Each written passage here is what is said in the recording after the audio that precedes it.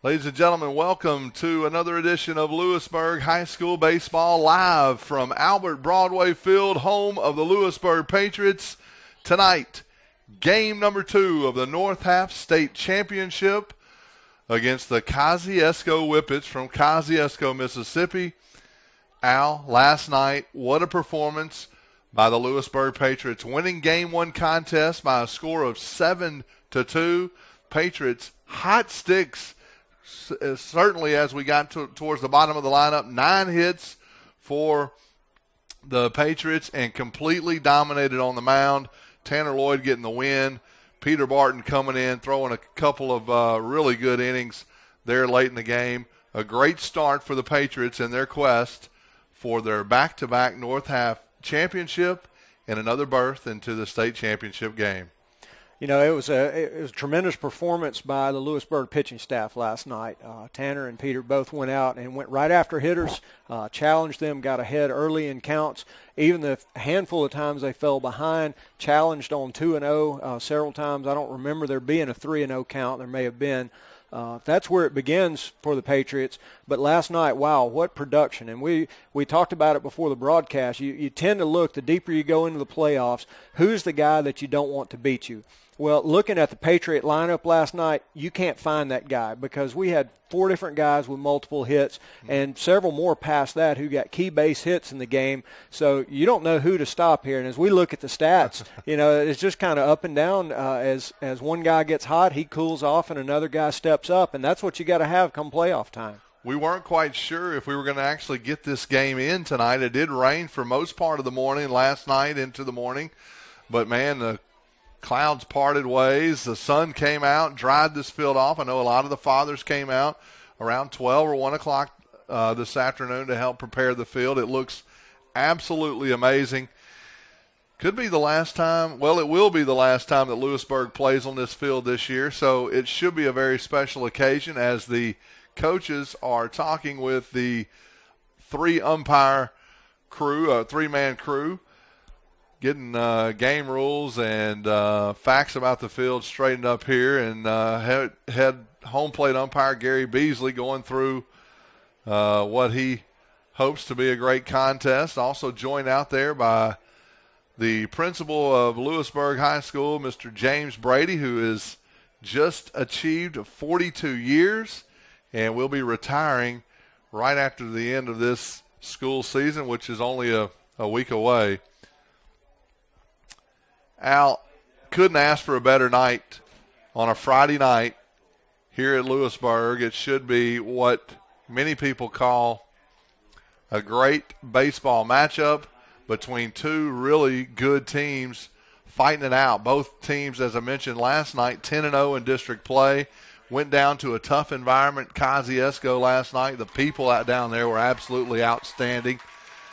And they had a big crowd last night. A big crowd, but the Patriots were able to overcome it. And I tell you what, I was talking to Coach Cagle last night. You know, he had his team, and they were prepared. I mean, they've been in that spot before last year. They were prepared for it, and you know, it showed last night. It did, and this is a team that's been there before. We talked about it in the last series against Houston that we felt like the difficult schedule that we played early on would pay off.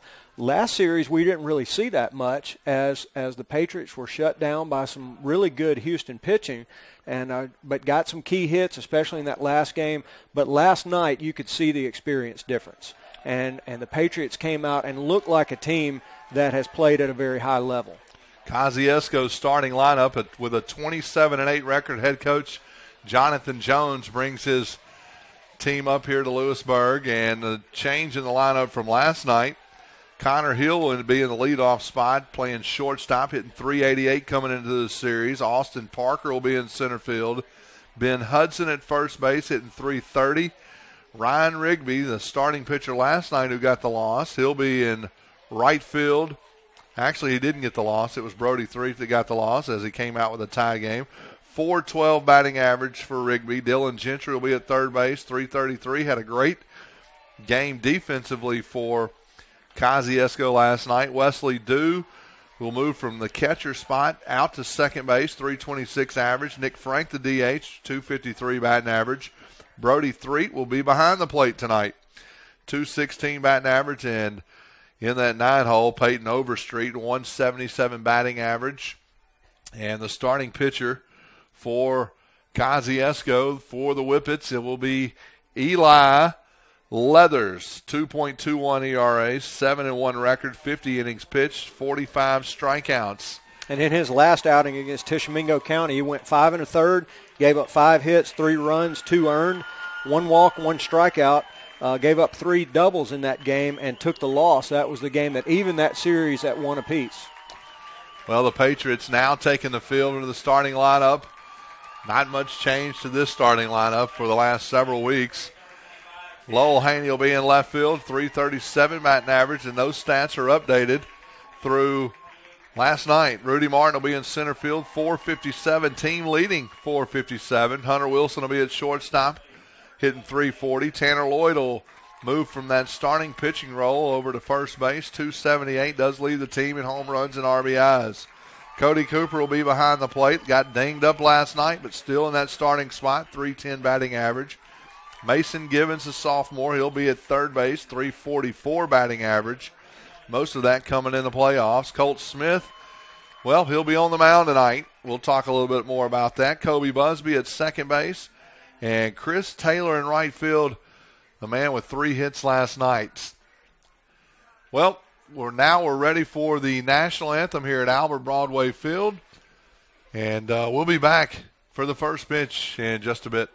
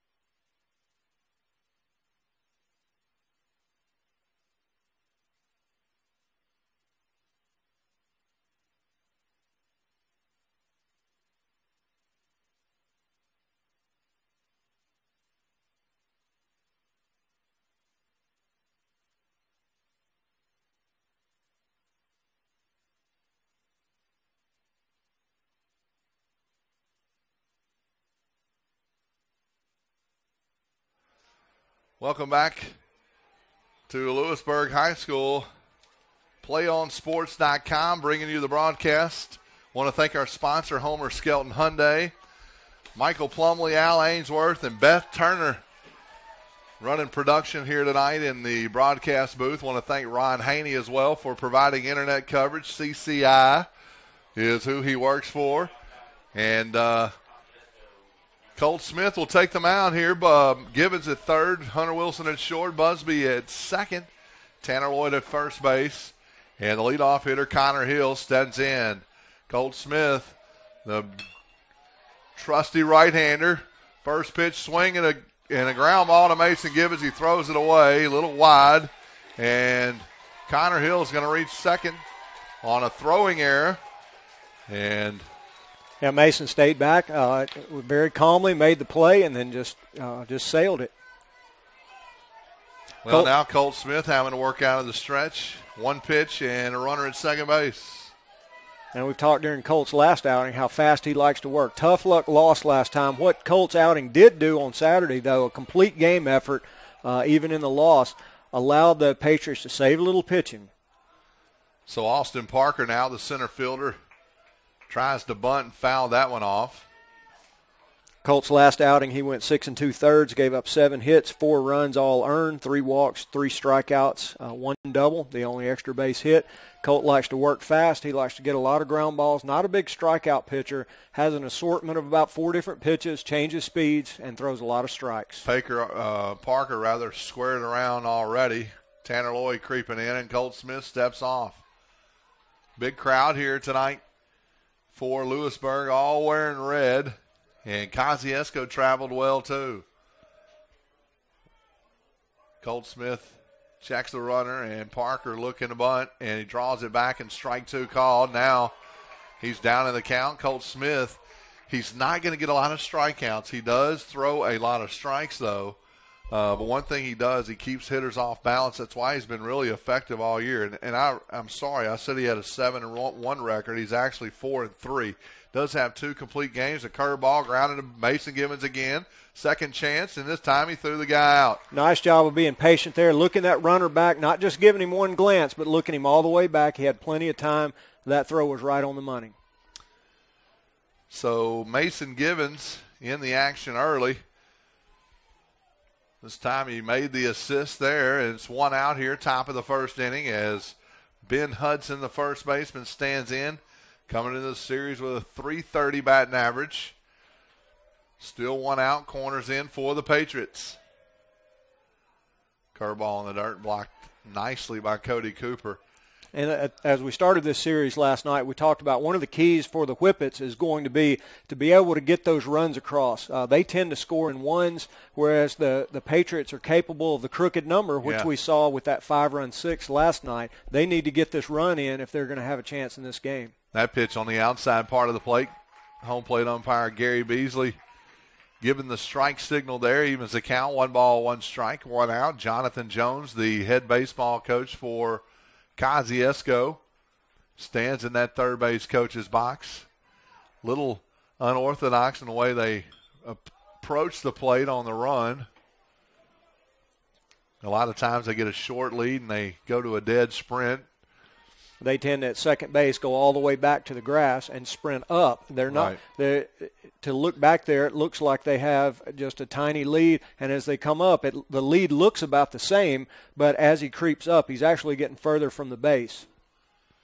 So that's something you don't really see a whole lot. Ben Hudson calls for another bat. Now 1 ball and 2 strikes, 1 out. Pickoff move is not in time, and that's something we saw a little bit different from Saturday. We saw Hunter Wilson break to the bag several times. Colt Smith a little hesitant to make that throw. We did finally get 1 pickoff at second. Yep. That time, as soon as Hunter flashed, Colt was spinning. The 1-2 pitch on the way, curveball, a fastball inside, and he hit him. That wasn't really smart, as Parker was all over the plate and we tried to bust him inside and caught him in the thigh. So now 2 runners on for the Whippets here in the top of the first, and Ryan Rigby. .412 batting average coming in the series. Been hurt most of the year, but obviously a big factor. And it was the left hand that he broke, so he was able to pitch some this year, but he had to be DH for, hitting very well in the playoffs. And that ball driven right off the glove of Kobe Busby, and the runners can only advance up 1 base, and that'll be a base hit. So now bases loaded for the Whippets. He saw one pitch fastball right over the plate. Yeah, the runner on second there, he's got to keep going on that, because if the play is made, he's already hung out to dry. There's nothing he can do about that. But if the ball does get through, he would have had an opportunity to score, because the ball hitting off Kobe's glove as it did just trickled into center field. Well, now bases loaded here in the top of the first for Kosciusko, with Dylan Gentry coming to the plate, the third baseman, hitting .333 from the left side. Corners in for the Patriots. Curveball misses. Ball one. So this is a situation where you got your infielder, middle infield back to try to get the double play, and the corners in trying to get the out at home plate. Fastball outside corner evens the count. And throwing to the corners, he's really trying to induce that ground ball to a corner infielder where they can come to the plate, at least get the lead runner, possibly have a chance at the home to first double play.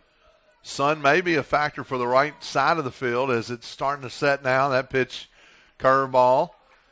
And Colt, he looks kind of lackadaisical out there on the mound, but that's kind of his approach pretty much all season. Looks a little bit more like that tonight, maybe trying to find his flow.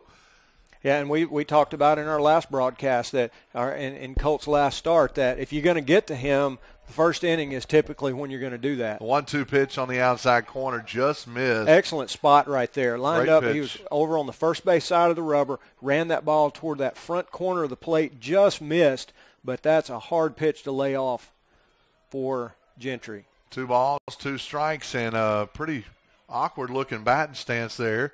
Curveball drilled right back up the middle. Kobe Busby made the play, and a double play gets him out of the inning.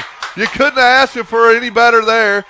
Gentry hit that ball on a frozen rope, but Busby playing towards the middle of the field, able to dive and make the catch. And Busby had practiced on the previous play, diving the ball just coming off his glove, makes this one, gets the Patriots out of a big first inning jam. So a line out to Kobe Busby for the tailor-made double play, as he would just tag the bag, as Ben Hudson was kind of caught in no man's land. But man, what a way to get out of it for Colt Smith. One of the things that we did see there for Kosciusko, they hit the ball off Colt. They did. And they hit it hard. We'll be back for the bottom half in just a bit.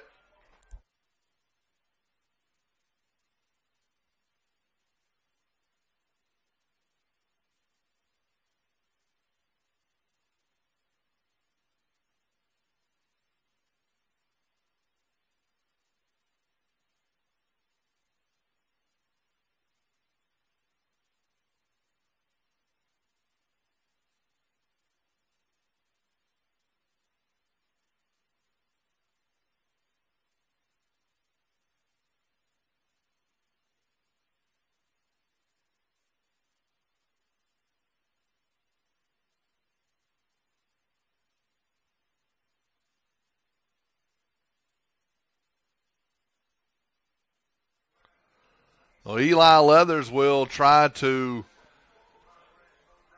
keep these hot Patriot hitters at bay in the game so far. He'll take the mound with a 7-1 record, 2.21 ERA, 50 innings pitched, so he's been their number 2 guy pretty much all season. Right, very similar to Colt Smith in his last outing against Tishomingo County in Game 2 of that series. Went 5 1/3, 5 hits, 3 runs, 2 earned, a walk and a strikeout, and gave up 3 doubles.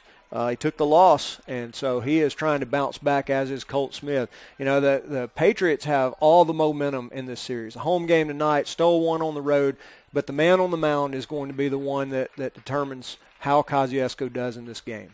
Lowell Haney got 2 hits last night, a big RBI single early in that game, and he's going to be a very important at-bat right here in the bottom of the first inning to lead things off against Leathers.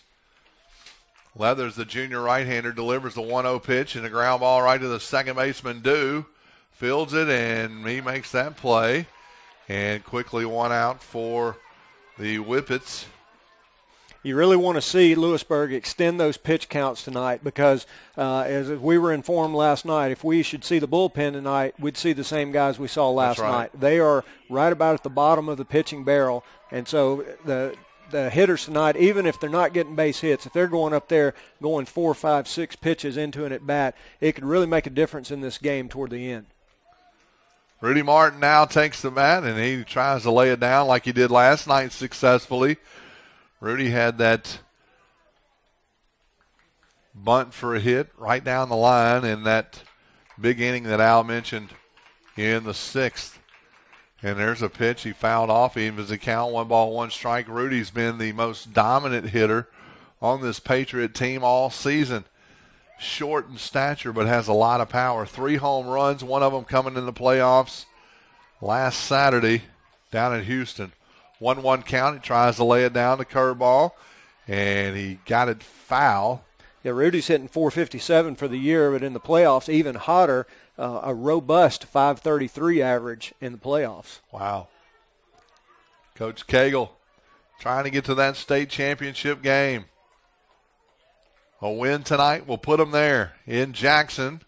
1-2 pitch, and Rudy Martin's going to go down swinging. Great pitch there by Leathers. Kept it right in the dirt. Martin couldn't hold back. Looks like we're going to see a lot more of what we saw last night. A lot of breaking balls, especially early in the count. And then when they get up in the count, going to stay away from the fastball. Don't want to give these Patriot hitters anything too good to hit. Now he'll face Hunter Wilson, who's been in a bit of a slump over the playoffs, only hitting .238 over the last 6 games. .340 batting average on the season coming into tonight's game. 2 outs here, bottom of the 1st. Curveball drilled right back up the middle, and that's going to be a base hit right off the glove of Leathers, and there you go. Maybe we jinxed him right into that and that's great to see from Hunter Wilson because what we've seen is he's pulled off the ball a little bit, been trying to pull a little bit, which he can do, and they've also been pitching him inside as well. But kind of toward the middle of that last series, we saw Hunter just trying to pull off just a little bit. So staying back, going up the middle, excellent start for number 2. So now Tanner Lloyd will come to the plate with 1 on and 2 outs. Hunter Wilson at first base. Lloyd, 7 home runs on the season, hit a big double last night to lead off that big 6th inning where we scored 5 runs.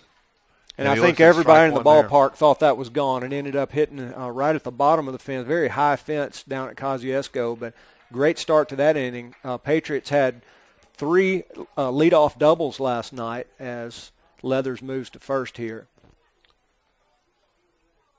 So no balls and 1 strike to Tanner. Probably won't see too many fastballs. Wilson with a big lead at first. Leathers checks him, and there he goes. No chance to throw out Hunter Wilson. He stole that one completely on the pitcher. Yeah, couldn't have picked a better pitch to run on, but that could have been a pitch out, and he would have still stolen that. Had a great jump. Yeah, Leathers with a slow delivery to the plate. Does not have a quick slide step, at least what we saw there. 1 ball, 1 strike to Tanner, runner in scoring position for the Patriots. Base hit here will put a runner on, and, man, I tell you what, Hunter could have stolen third there. He could have. With 2 outs, that's not a smart play. You do move up a base, and you can score an infield hit or a wild pitch, which is more likely to happen in high school ball. But you also don't want to distract your hitter at the plate, your main RBI man. Shaker Turner, the first base coach, giving signals out there to Hunter. He's probably saying the same thing. 1 ball, 2 strikes, 2 outs to Big Tanner. Catcher setting up outside. And fastball down low. And Hunter not able to read that ball in the dirt. We saw Kosciusko try to steal a run in a similar situation last night. Ball thrown into left field. Runner a little slow in making that turn. A good relay to the plate. Actually dislodged the ball, but in sliding in, had the spikes up, and so the umpire appropriately called him out. 2-2 pitch on the way. Pickoff move, and no throw there. And what that does, Hunter could have stolen third at any point. That causes the second baseman to play a little bit closer, gives Tanner Lloyd a little bit more room should he decide to go to the right side. 2 balls, 2 strikes, 2 outs. Curveball drilled right over the head. That's going to be a base hit and an RBI as Hunter Wilson comes around And the first run scored tonight belongs to the Patriots off the bat of the big fella. Hung a curveball to Tanner Lloyd, inside part of the plate. He stayed right with it, right over the shortstop's head. Didn't try to do too much. Go up. Yeah, if he just simply, of course, he doesn't see the play coming behind him. So if he simply gets in a run down there, then they score the run. Looks like they have put the run on the board. Yeah, but it didn't count, and it's still 1-0. So Mason Gibbons driving it up the middle, but nothing showing as Tucker Womack, and smartly the center fielder, Austin Parker, throws out Tucker Womack at third base rather than trying to make the play at home plate. Yeah, you could see when he fielded the ball, he looked up, saw he had no chance at home, but then immediately turned and made that throw. If he hesitates at all there, they don't get the out. But smart play, good play that keeps it to a one-run inning. Again, that's a key for Kosciusko to avoid the crooked number. So 3 hits there, 1 run, and the Patriots on top 1-0 after the first. They got to win every inning. That's what you got to do. We'll be back in just a bit.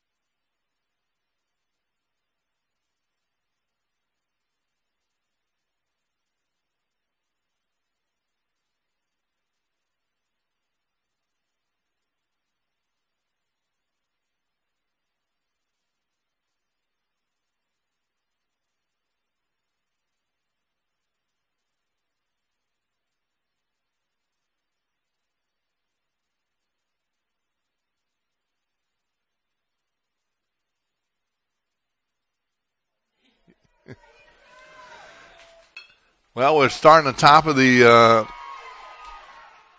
second inning for Kosciusko. Leadoff hitter Wesley Dew, who leads the inning on with a base hit. Colt Smith, he's getting hit hard here in the early on, and Rusty Cagle's going to go out and talk to the big fella. The junior righty doesn't appear to be at his best. He's had some problems with his back, and that started a little bit before the Bartlett game a couple of weeks ago. And quick hook. Does look Cole like Smith coming out. He slumped over just a little bit. Did not appear to have his usual good stuff tonight. You're No. right. And he's going to make way for Jonathan Lindsay, Game 3 winner against Houston. He's going to come in and try to hold the Whippets right there. 1-0 lead. We'll be back in just a bit.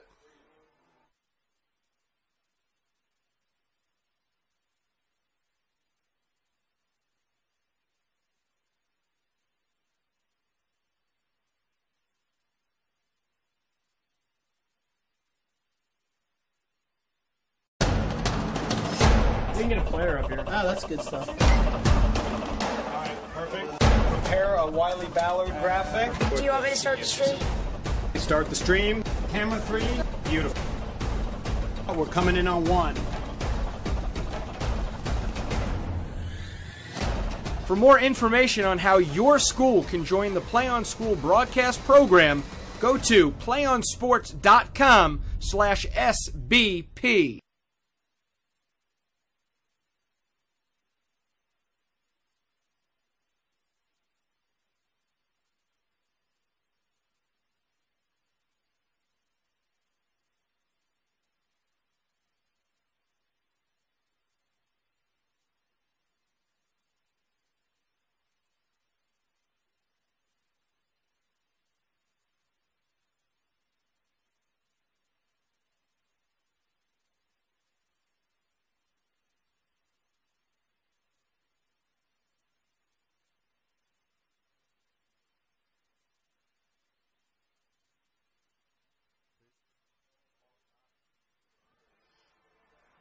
Well, welcome back, folks. And Al and I were just talking there during the commercial break that it's the first time covering Lewisburg baseball that I've seen Rusty make a quick visit to the mound after a kid's only thrown one inning, and he's basically been the go-to guy all year, and he obviously saw something out there and knew something before the game, probably that back injury that we talked about. But, Al, you said you saw Peter Barton also throwing before the game tonight, so evidently there were some issues. And Jonathan Lindsay, he was up in the first inning in the bullpen. Right, so there must have been more than just control issues or something like that, because we've seen Colt Smith go through an inning like that before, get hit a little bit, and then he comes back. But looked like it was the back. I'm not sure, but walking off, he was slumped over just a little bit.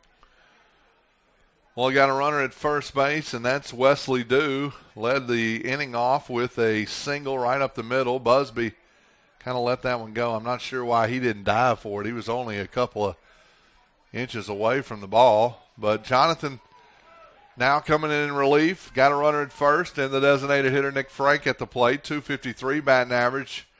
Really a non-factor last night in that 7-2 Lewisburg victory. Lindsay now working out of the stretch. Fastball fouled off. That's a good sign. And, Monday night, Jonathan threw probably his best game of the season. Yeah, he had a couple of innings where he struggled a little bit, had a couple of defensive lapses, but looked in control all night. He's a free and easy thrower. So now he has been the most used pitcher, so I'm not sure he's going to be able to take this one the distance. Becomes all the more important then for the Patriots to be able to clinch tonight. No balls and one strike to Nick Frank. Runner at first. Lindsay looks in. And a fastball up and away, and Frank couldn't catch up to it. It's quickly ahead. No balls and two strikes with Brody Threath, the catcher, on deck. And how big does this change of events make you look back at that run that could have been last inning? Yeah, we'll look back to that. And there's a quick strikeout for Jonathan Lindsay. 3 straight pitches. And Frank only able to muster a foul ball. And a nice job by Jonathan recording the first out here in the top of the second inning. As we said, Lewisburg, we had some computer problems. Not sure what you missed, but Tanner Lloyd drove in a run after Hunter Wilson had a 2-out base hit. Tanner Lloyd drove him in, and then bases loaded. Runners at first and second. Mason Gibbons got a base hit up the middle, and they threw out the pinch runner, Tucker Womack, at third base before Tanner Lloyd could score. And that was close. It was probably a couple of steps off, but a good call by the home plate umpire was looking at the play. That's one thing you see when you get to this level of the playoffs. The umpiring crews are really good, and they're on top of. Runner goes, and he's dead to rights. Nice job there by Cody Cooper as the runner, Wesley Dew, got a terrible jump and a quick slide step by Jonathan Lindsay. Fastball on the outside part of the plate, and he threw him out for the second out of the inning. Great throw there by Cody Cooper. Jonathan has really done a great job of helping to hold these runners on a little bit better, keeping them close, moving over to first sometime, changing his pace, and gave Cody Cooper every chance in the world there to throw that runner out. We've seen before that Kosciusko doesn't get a lot of production from the bottom of the order, so they've got to try to make something happen there. That's why that last inning with a runner in scoring position, runner on second, nobody out, was a really key situation for the Patriots to be able to keep them off the board. Well, Coach Jonathan Jones down there, third base coach's box, quickly called Brody Threath down there to the third base coach's box and let him have an earful. He obviously missed the hit and run sign there to protect the runner. Now that would explain the jump, because with the hit and run, you want to wait that little extra fraction of a second to make sure that the pitcher goes to the plate. Plus, you're taking a peek in to make sure he doesn't hit it in the air. It's two balls, 2 strikes, and 2 outs now. Deuces wild in the top of the second. Lindsay.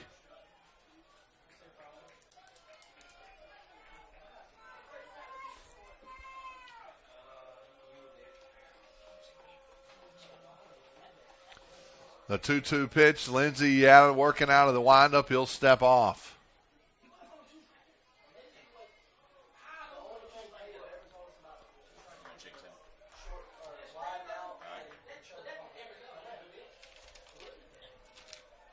And the 2-2 pitch flied out to, or popped up to Kobe Busby, and he'll make the play. And Jonathan Lindsay able to get out of that leadoff hit in the top of the second. Good sign there, Al. Excellent job by Lindsay coming in and shutting down what could have been a really game-changing situation there with the perceived injury to Colt Smith. Well, we head to the bottom half of the second. Patriots on top 1-0 in their quest to get to that state championship game down in Jackson, Mississippi. That'll start next week. We'll be back in just a bit.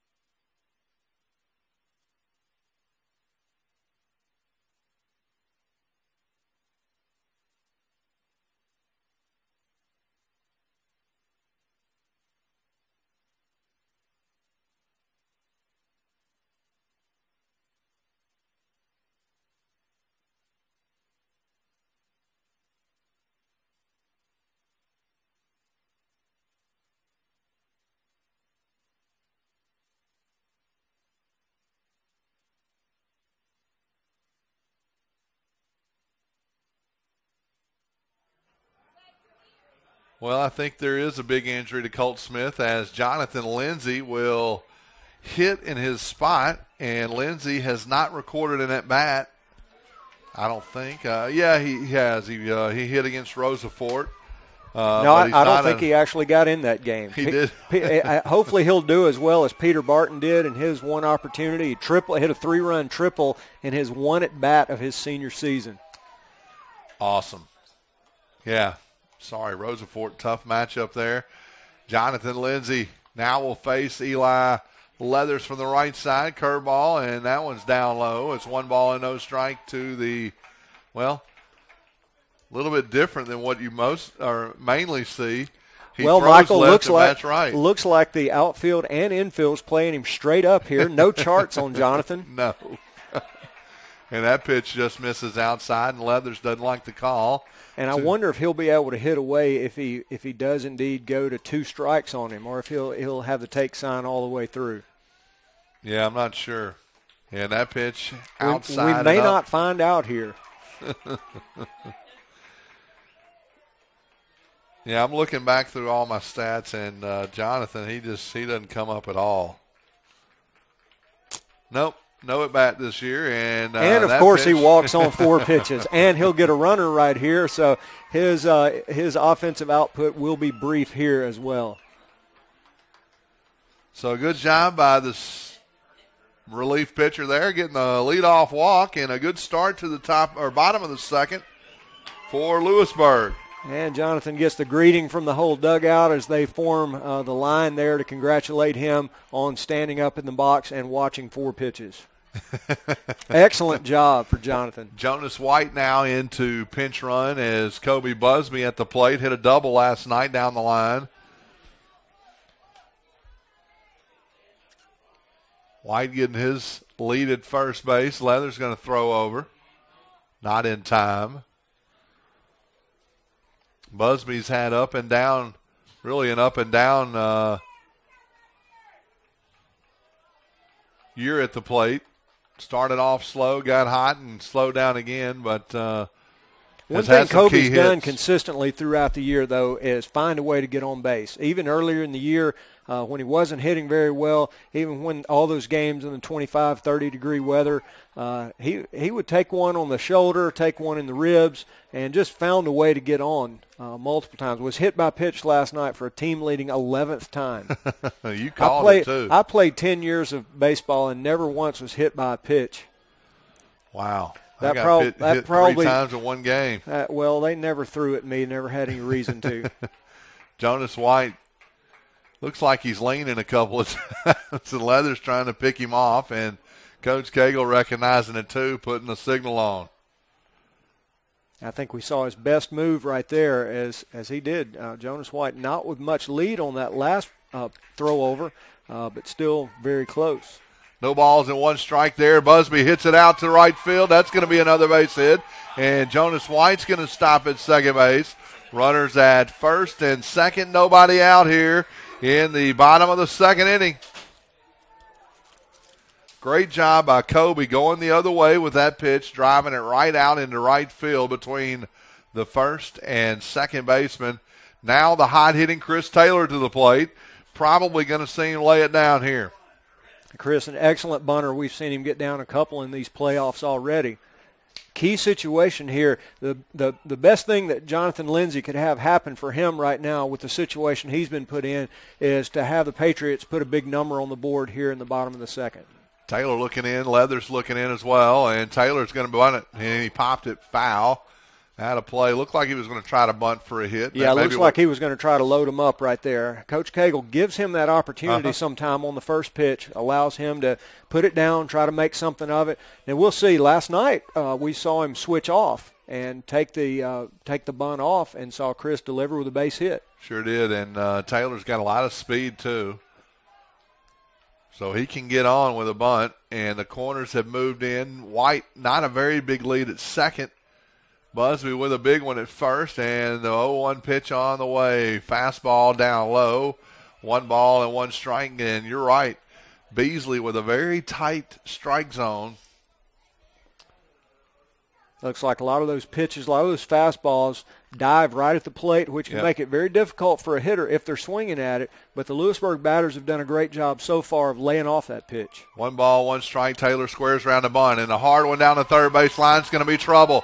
And Taylor's safe.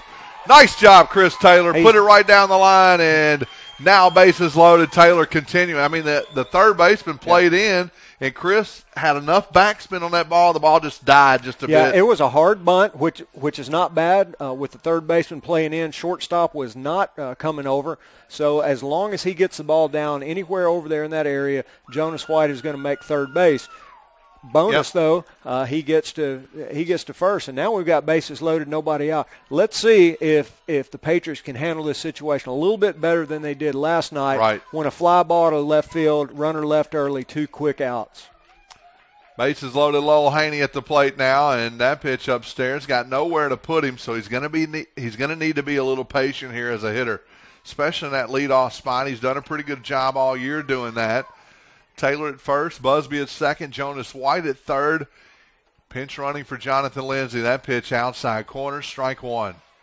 And Lowell's done a great job this year of hitting that sacrifice fly in this situation. He leads the team as the leadoff man, leads the team in sacrifice flies. However, much of that came early in the season when he was batting second. You get Rudy Martin on third and hit a pop-up to deep short, you can get a sacrifice fly out of that. 1 ball, 1 strike to Haney. Curveball upstairs, 2-1.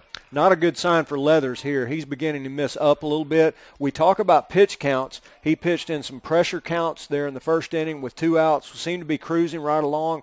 Then a base hit gets things started. He ends up throwing a number of pitches. Second inning still bases loaded, still nobody out. 2-1, ground ball to the second baseman, Dewey. Can't field it. 1 run in, and here comes Busby. That's number 2. Taylor moves to third base, and Haney putting the ball in play, make something happen, took a high hop, and Dew couldn't knock it down. You can see when the second baseman approached that ball, he stayed back and was going to get that next hop, and it just ate him up. He's got to come and try to gobble that up on the short hop. That's the best play he's got.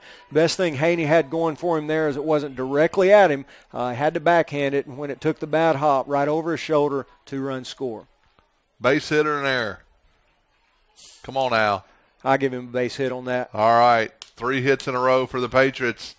Runners at first and third now. 3-0 Lewisburg on top. Nobody out. Still here in the bottom of the second. Rudy Martin at the plate. Martin struck out swinging his first time up. Big RBI opportunity here as they throw over to try to get Haney. And what is Jonathan Jones thinking right now in that Kosciusko dugout? all the momentum clearly on the Lewisburg side coming into this game. This is exactly what he didn't want to see starting off, is the Patriots continue that momentum and getting some early runs. And the pitcher balked there. Wow, that's Taylor. That's a page right out of the Kosciusko book.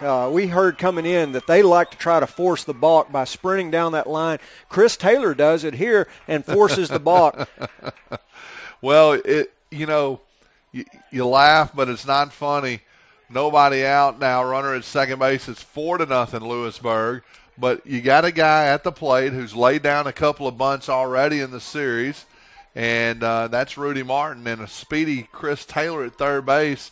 It would make pretty much Charlie Lee flinch out there. Yeah, we've talked about that for the duration of the playoffs, that the speed part of this lineup puts so much pressure on the defense. There's just so little margin for error, and once it starts to snowball on you. And what's that third baseman thinking at this point?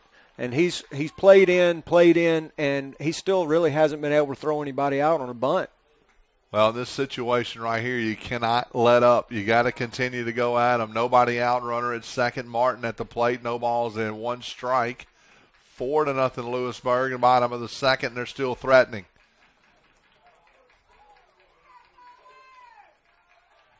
This is where it's really fun as a Lewisburg player, too. You've got the momentum of the win last night, and then you come out tonight, a play that could have been made there by the second baseman. You get the bad hop, the 2-run score, and the inning snowballs on the Whippets. Haney needs to be careful at second base. He got picked off last night in a crucial spot. Could have been a potential big inning for the Patriots, but and with nobody out here, you certainly don't want to let them off the hook. No. You want to get as much as you can out of this because you're going to need Jonathan Lindsay to finish out this game. No balls, 1 strike to Rudy Martin. Second baseman, shortstop working in and a pickoff move, and no throw by Leathers. I don't know. He may have had a chance if he'd released it. Yeah, really didn't have anybody there at the base. The most impressive part of that play was none of the Lewisburg fans called for a balk. Of course, you can fake to second, fake to third.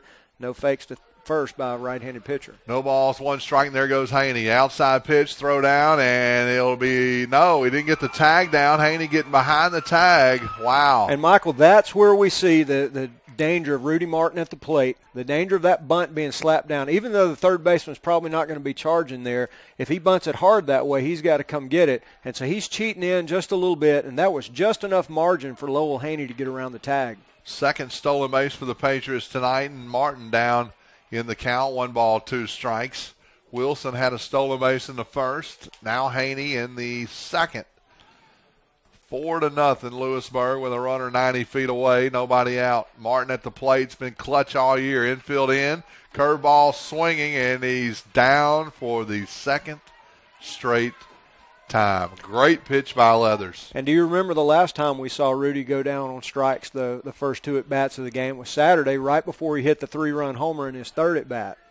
Well, you know what? He has been clutch all year, so still an opportunity right here. It may not be his night so far in the game. Still counting on that guy. And Hunter Wilson with a deep fly ball, and that'll be enough to get in Haney. And that's exactly what you want out of your 3-hole hitter. Pick your guy up and drive in a run. And that stolen base by Haney now looms very large because with the strikeout to Rudy Martin, he's already at third with 1 out. Hunter Wilson doing what he does best, staying back, driving the ball up the middle, gives himself up. He never tries to get the base hit there, just does what needs to be done and get that run home. So the 4th run across the plate for the Patriots here in the second is 5-0 as Tanner Lloyd comes to bat with 2 outs here at the bottom of the second. Great job there by Hunter Wilson. And there's a ground ball down the third base line, and it'll be played by Gentry, but in foul territory. Tanner with a big RBI single. His last at bat. Patriots already with 6 hits in the game. And the Kosciusko fans are sitting over there just stunned because the Patriots had their struggles with Houston. Kosciusko swept Houston during the regular season. Houston actually finished 3rd in that district, but really caught fire late in the year.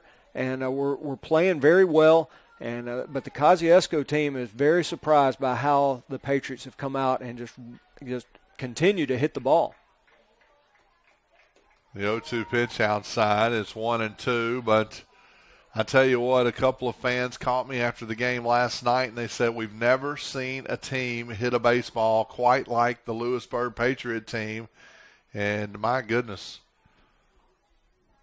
they did. There's a hard ground ball to Gentry, makes a nice play, fields it and throws it, and the third out finally retired here in the bottom of the second for Leathers, but not before 4 runs off 3 hits across the plate.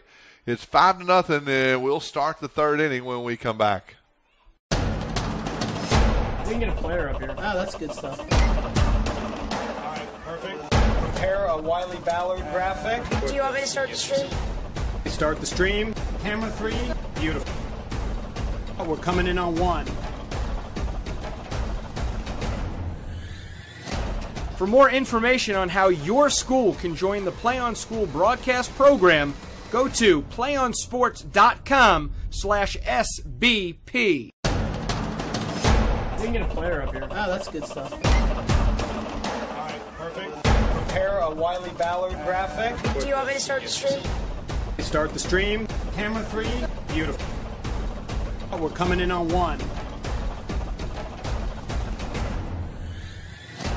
For more information on how your school can join the Play on School broadcast program, go to playonsports.com/SBP. We can get a player up here. Oh, that's good stuff. All right, perfect. Prepare a Wiley Ballard graphic. Do you want me to start the stream? Start the stream. Camera 3. Beautiful. Oh, we're coming in on 1.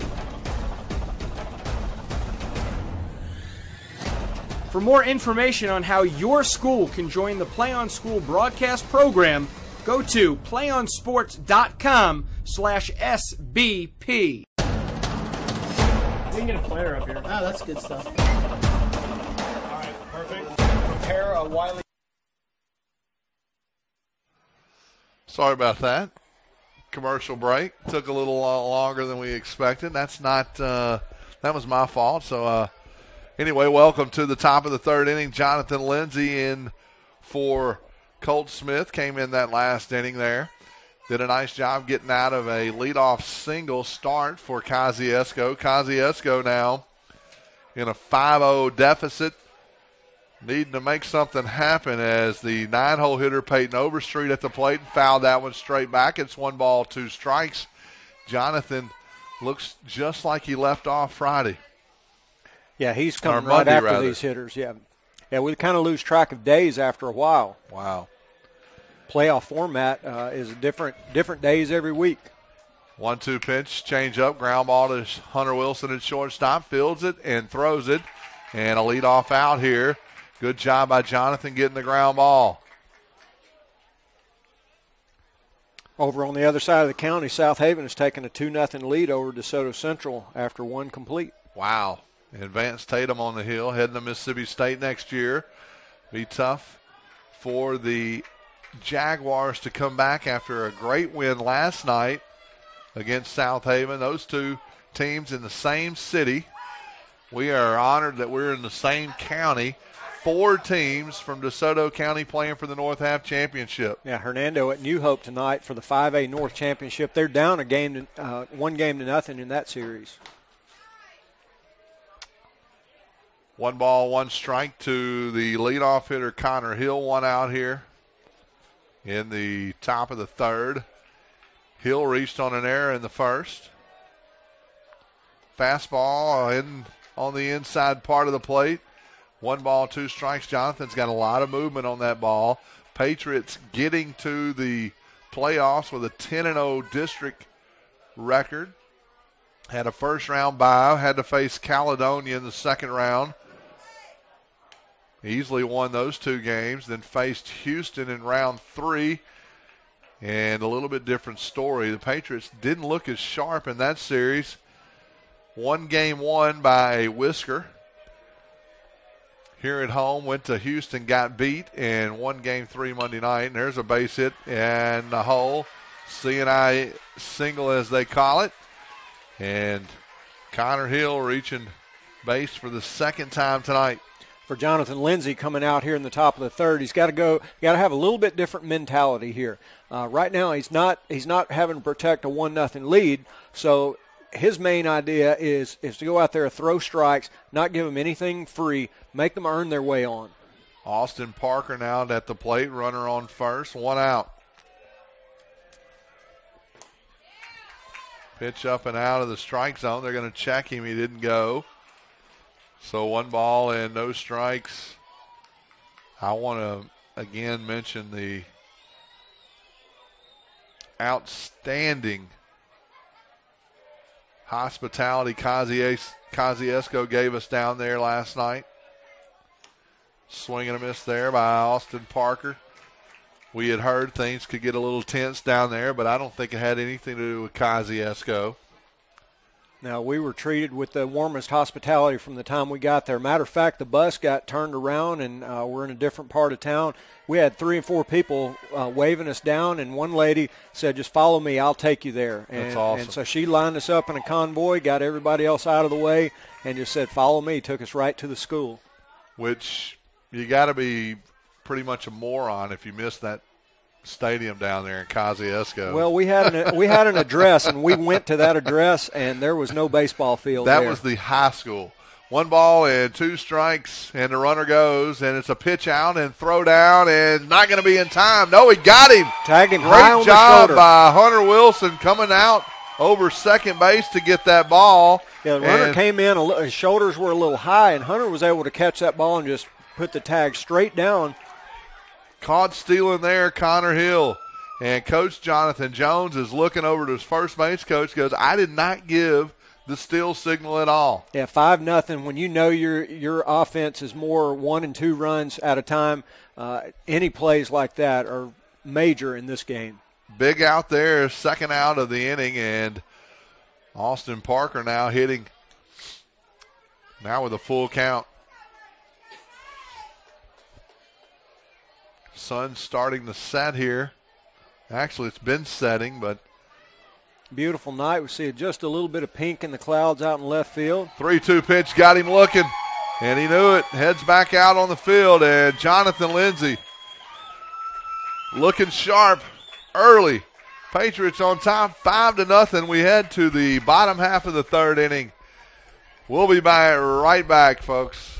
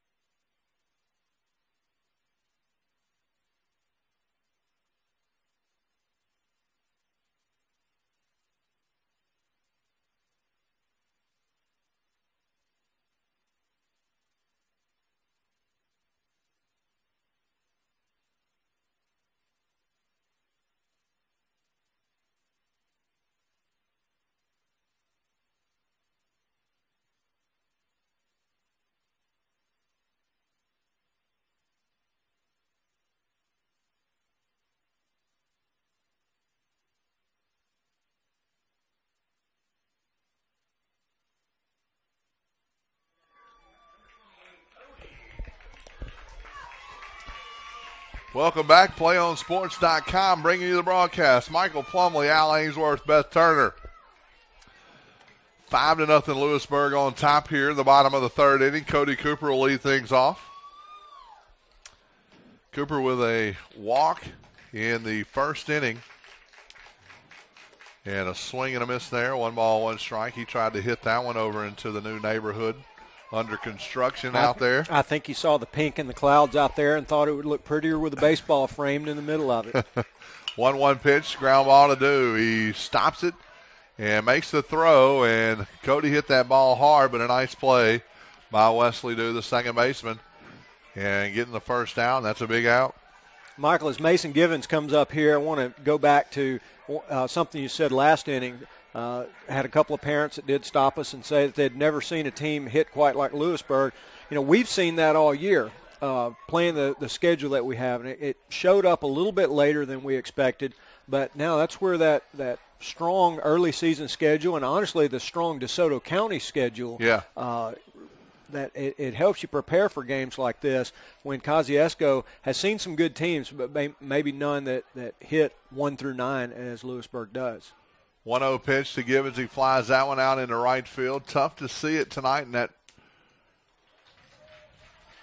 part of the night where the ball blends in with the sky, but Mason Gibbons retired and quick 2 outs. And here you come up with a guy who's got a 1,000 on-base percentage for the year, Jonathan Lindsay. He's only had 1 at bat, Al, and he walked, and that was his last. That was in the last inning. Michael, he's not seen a strike all year. He did There's there. one. Okay, now he can settle in and be a hitter. You know what? I think Gary Beasley, the home plate umpire, heard you say that, and he's like, no. No balls, 1 strike to Jonathan. Fastball inside, strike 2. And it looks like he's still taking. Jonathan looks like a National League pitcher trying to hit.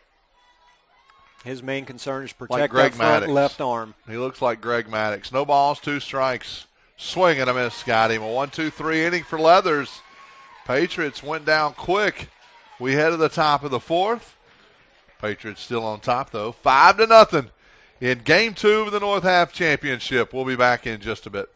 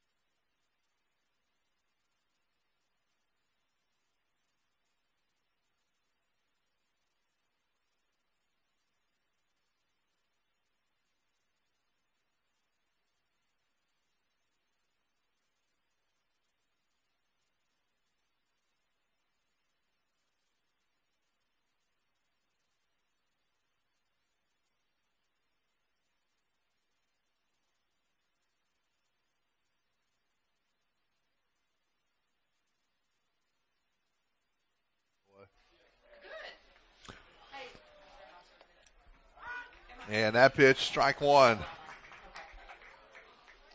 As we start the top of the 4th inning, Jonathan Lindsay will face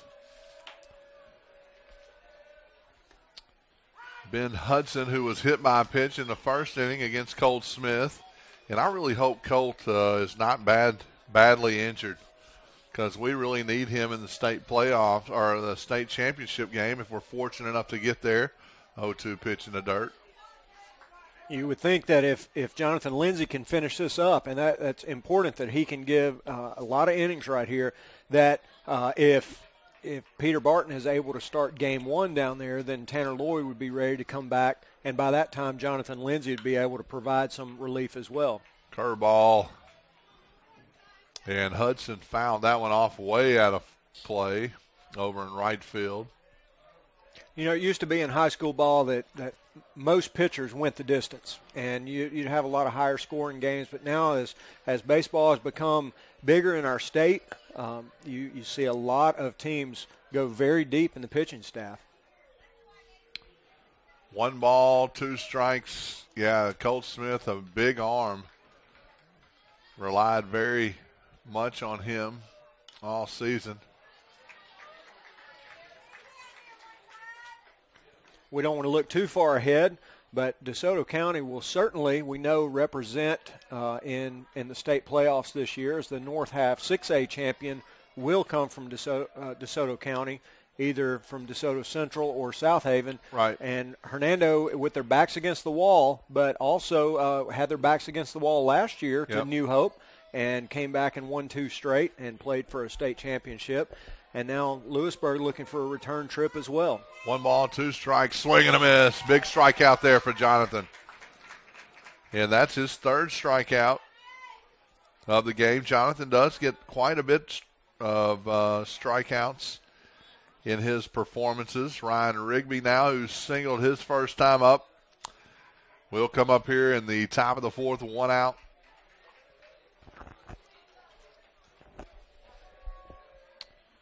And that ball fouled back and out of play. You know, there's been a lot of talk about the DeSoto County schools, but just down I-55 in Independence, they are 1 win away from locking up the 3A North Championship. 2-0 win over Kosciusko last night. Still waiting from a score from that Newton County St. Stanislaus game. 0-1 pitch on the way, and that ball drilled out into the gap. Haney and Martin on the chase. Martin looks like he's got it, and he does. Another outstanding play by the center fielder. Excellent Rudy job Martin. by Haney there of peeling off. That's what we saw last night on the pop-up to Hunter Wilson, who was camped under it. Haney never backed off, kept coming, and Hunter Wilson backed off, and that ball ended up dropping between them. That time you could tell both of them were going for it, full speed, until Rudy Martin caught it off, and that is his ball as the center fielder. Lowell Haney peeled off toward the outside. So now 2 outs for Dylan Gentry, who lined out to end that big top of the 1st inning for the Patriots, and he hits it to Lindsay, fields his position, and a 1-2-3 inning for the lefty. What a tremendous inning for Jonathan Lindsay. Well, man, this game's moving right along, isn't it? We head to the bottom of the 4th inning. Patriots on top, 5-0. And looking to add more. We'll be back in just a bit.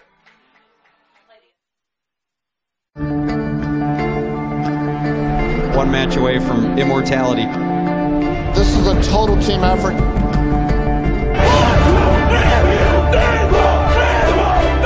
gonna come at you. One shot this.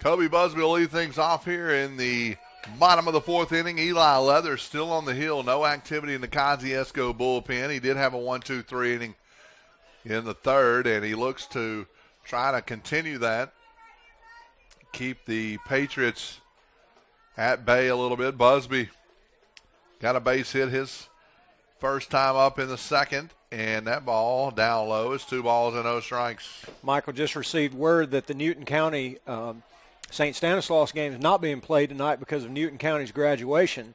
So that game will be played tomorrow night at 7:30. Friday night graduation. So 3 balls and no strikes to Busby.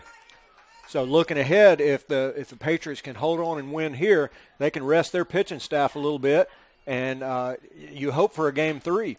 So if St. Stanislaus can pull off a win Saturday night, and they've beaten some good teams in the playoffs so far, as that strikes over for a 3-1 count. If they can take that to a game 3, they would have to play again on Monday and turn around and start the state championship series right afterward. 3-0 count, or 3-1 count rather. Ground ball to the shortstop, and Connor Hill throws him out, and that was ball 4 up in the zone there on a 3-1 pitch. You want to get a better swing than that, but anyway. We talk about how fast part of the Lewisburg lineup is. As a shortstop fielded that ball, he's got to be surprised to look up and see that there's still plenty of distance between the runner and first base. He's actually got time to make a throw. Connor Hill made a great play there on a tweener, and as Chris Taylor comes to the plate. Taylor 4 for 5 in his last 5 at-bats. And now we are to that speed part of the lineup with 1 out. Next 4 hitters with great speed. Taylor a 1-0 count, fastball, and that one's grounded down the third baseline foul.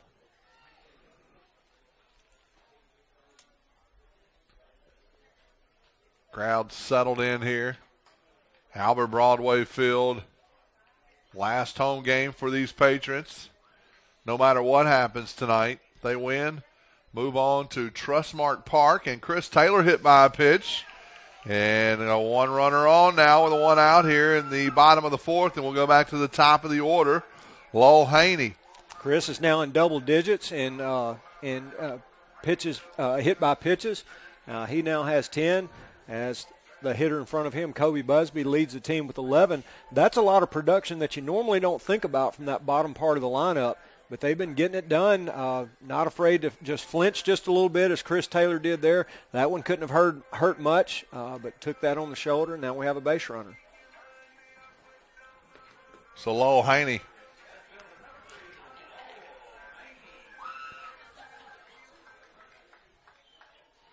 Will stand in here with 1 out.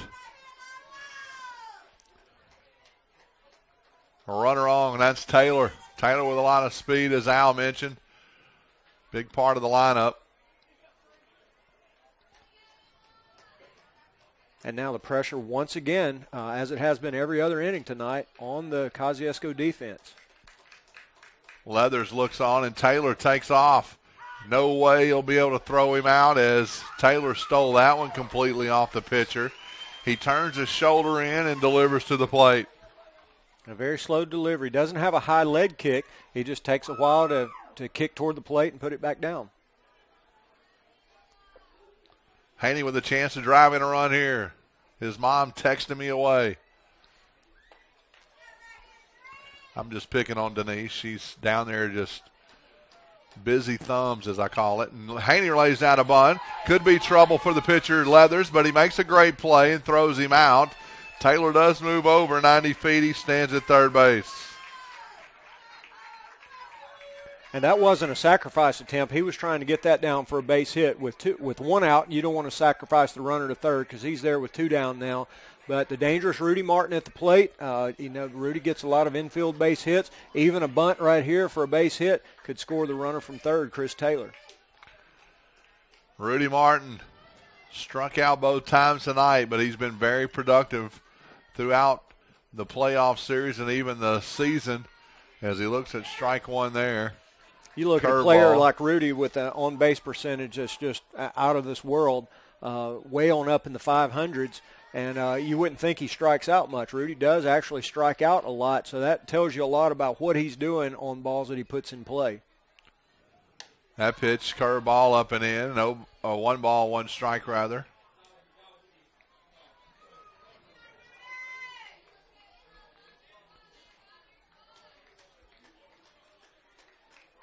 Leathers in the windup as Chris Taylor not far from him. That pitch inside. It's 2 balls and 1 strike to Rudy. Rudy's a favorite among the little guys because he's not much bigger than they are. A lot of power in that stature. Rudy goes about 130, 135 pounds. He is a very hard worker off the field, in the weight room, in the hitting tunnels. Every day the guy's going after it. Yeah, 3-1, it's paid off for him. And Rudy's one of those guys that he doesn't just go hard at what they do here at school. He goes home and takes more cuts, still in the weight room. 3-1 pitch. That pitch flied out to left field, and he can't find it.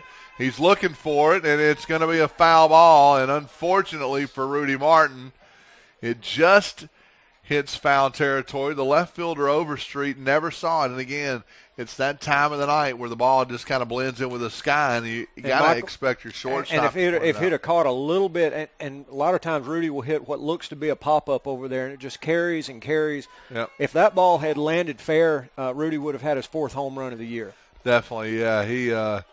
He definitely can motor around the bases. He was rounding second base as the ball hit out there in the left field corner. Right. Foul.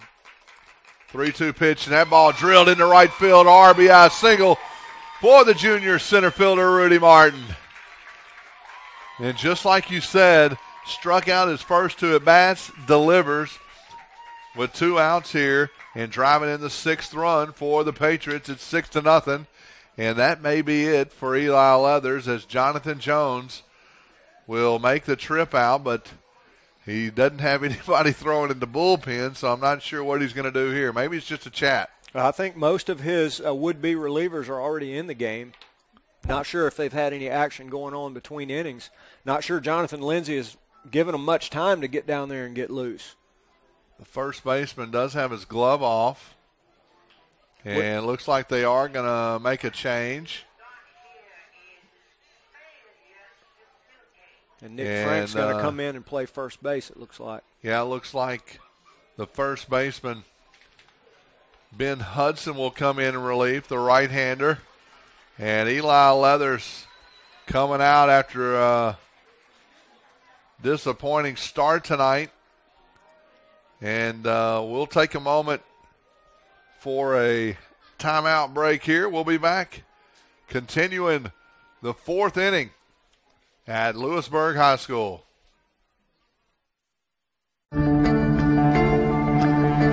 One match away from immortality. This is a total team effort.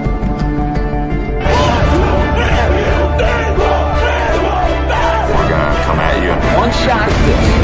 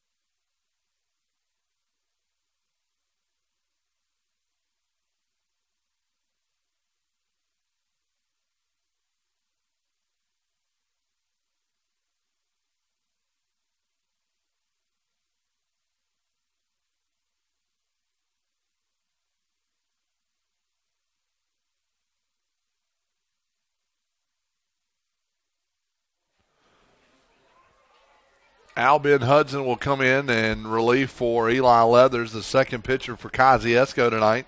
He'll face Hunter Wilson with Rudy Martin at first base.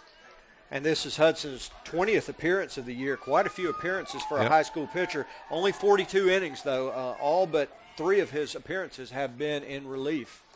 4-2 record on the season, a 2.50 ERA coming into this game. Not a strikeout guy. Only struck out 33 in his 42 innings. Drops down, throws from the side a little bit. Hunter Wilson 1 for 1 tonight. Got a single in the first with 2 outs. Scored on a Tanner Lloyd single RBI and had a sacrifice in the second. There goes Rudy Martin. Throw down, and Rudy's going to try to take third base just off the glove of Dew. And with yeah, that one trickled just to the edge of the outfield, and Rudy was standing on third before they had an opportunity to pick the ball up. 4th stolen base for the Patriots tonight, taking advantage of it. Now a runner at third. 1 strike to Hunter Wilson. Base hit here, driving the 7th run of the game. Fastball, and there it is. A little dinker, Texas leaguer, a Ron Laney special, right over into first base, and Hunter better get back. And that play, pitcher doing a nice job trying to catch Hunter off too far, and a base hit, and the 7th run of the game. The Patriots continuing to pick up big hits, Al. Well, it's that speed portion of the lineup again, from Chris Taylor through Lowell Haney, through Rudy Martin, through Hunter Wilson. That speed just puts all sorts of pressure on the defense. Even that play, little dunker into left field. The right fielder picks it up, and there's Wilson trying to make that hard turn around first. The least little bobble, he's going to look to take second. Hunter getting his lead now. Tanner Lloyd at the plate. And Tanner looks at a fastball up. So we'll probably see Hunter Wilson take off here. You know, this series, they seem to be the Patriots seem to be a little bit more in control. But I think the key difference in this series and the last one is just the number of 2-out RBIs. 1 ball, no strikes to Tanner Lloyd. Wouldn't be 2 hits surprised already. to see Hunter Wilson going on this pitch. Back-to-back hits for the Patriots. Yep, not going to hold him on. There's a line drive right to the right fielder. Tanner hit that one on the button, but it'll close out the 5th inning. And the Patriots able to pick up 2 more. 2 big runs, 7-0. We head to the top of the 5th. Patriots, man, they're looking good. Cruising.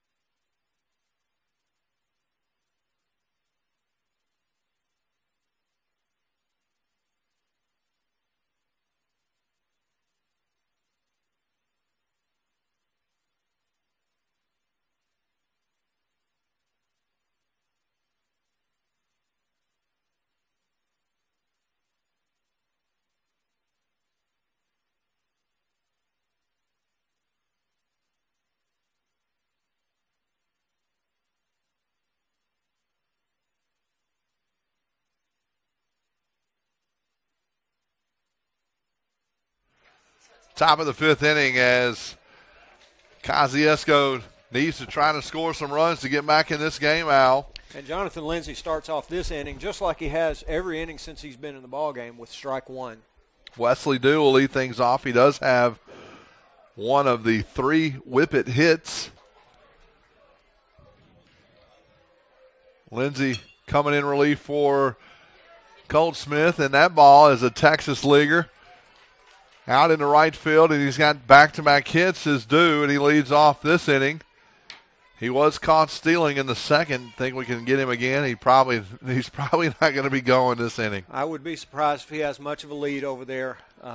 This is a heavy junior team. There's a very good chance that they'll be back here again. Won't have the Patriots to go through next year as the Patriots move up to 5A. So Lindsey now will face Nick Frank. He struck out his last time up. He tried to bunt him over there. Yeah, I'm not sure. Down 7? That the all-important first run, I guess, here in the 5th inning. Yep, down 7. Trying to bunt him over to second base. No balls, 1 strike. Swinging away there. Popped it up foul. Is it going to get out of play? Yeah, it is. Right on top of the hitting facility for the Patriots. But what the Whippets could not give up early on, they did. That crooked number in the 2nd inning. And the big inning by the Patriots makes it really difficult for Kosciusko because they are not a come-from-behind team. They pitch, they play defense, and they get a run or two at a time. Now they're down in the 5th inning and down 7-0. Not a deficit they wanted to see. No balls, 2 strikes, 1 runner on. Nobody out here in the top of the 5th. And Nick Franks calls timeout. Lindsey and Cooper trying to call the right pitch here with a runner on. Got to be a great catcher here. The 0-2 pitch on the way. Inside, he lifted it up to the shortstop. Hunter Wilson comes in, dives, and makes the play. Either way, he would have had an out because the runner had to stay put. But nice job by Hunter laying out for that one. Yeah, that's one as an infielder. You may just let it drop, take that short hop, but you never know what's going to happen on that. You get that lead runner. Frank was getting down the line pretty good. They would not have turned 2 had that dropped. They get the sure out and 1 down.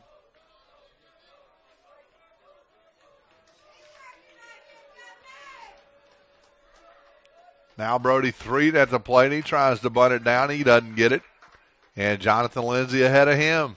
So Lindsey not phased with somebody being on base. He's worked out of the stretch in every inning except the 4th.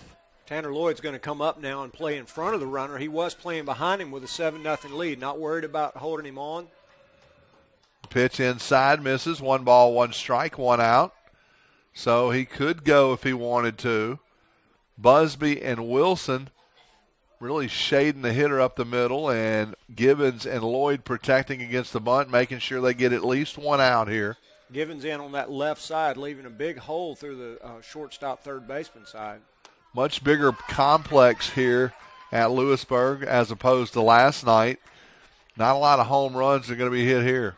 Now, especially a lot of more room down the lines. We saw the dugouts were, maybe 20, 30 feet from the playing field, and down in the corner there was maybe 1 step between the foul line and the fence. 1 ball, 2 strikes now to Brody 3. And that one right off the foot of Jonathan Lindsey. Hit that ball hard. Hunter Wilson not going to be able to make the play.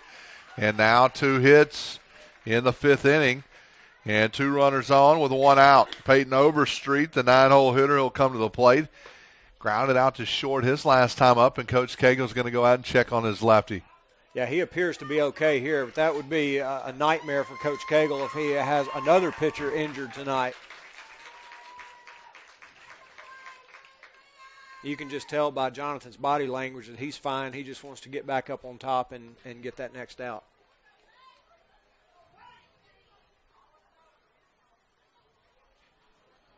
So Cody Cooper's going to go out and talk to him as well. Again, the Newton County St. Stanislaus series for the South State title, a series that Newton County got the first win last night, 2-0. They are not playing tonight because of Newton County's graduation, and they'll play tomorrow night at 7:30. Potentially again on Monday should St. Stanislaus come away with a win tomorrow. Pinch runner in for Kosciusko last night.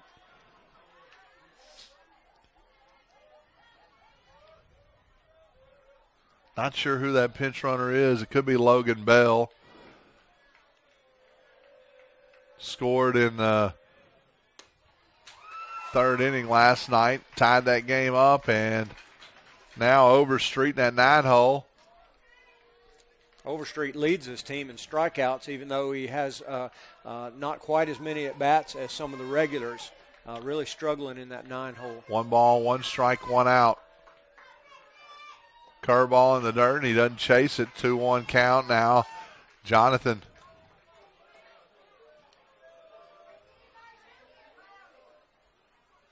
trying to work out of this jam, giving up 2 hits here in the 5th. Checks the runner at second, delivers. That pitch in the dirt. And here's a part of the game here in the 5th inning. Trying to get 9 outs rather to get to that state championship game. Do you really need to worry about the runners in this situation? Now, I think that's why you saw Tanner Lloyd playing behind the runner at first during the last at-bat. But if the Whippets are going to continue to show bunt, you want to make sure you get at least 1 out. That pitch upstairs, he walked him. He's paying a lot of attention to that runner at second base is Jonathan. And now in a bases-loaded jam with 1 out, and the leadoff hitter Connor Hill to the plate, who did get a single his last time up. So could make things interesting here with a base hit. Kosciusko could get right back in this thing with 1 swing of the bat. Again, they have 1 home run as a team. That did come during the playoffs, but they're not a team that hits for a lot of power. Yeah, 384 to center, 321's down the line here at Lewisburg High School, Albert Broadway Field. Play on Sports bringing you the broadcast. Want to thank our sponsor, Homer Skelton Hyundai, right here in Olive Branch. No balls and 1 strike to Connor Hill. That pitch inside, he swings and he misses.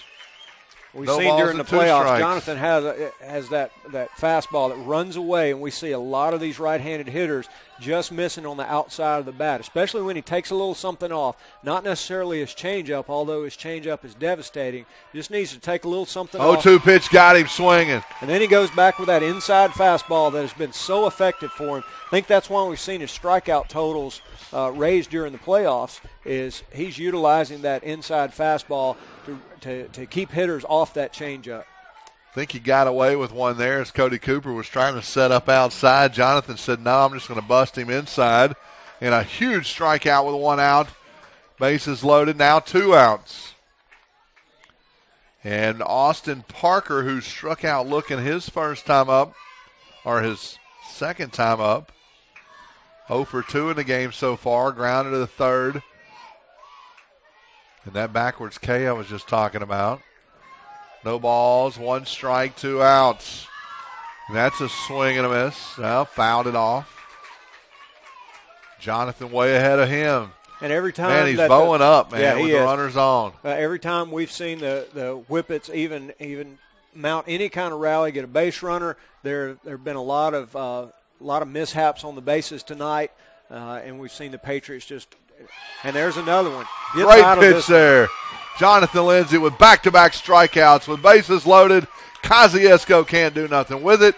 We head to the bottom half of the 5th inning. Lewisburg on top with a commanding 7-0 lead.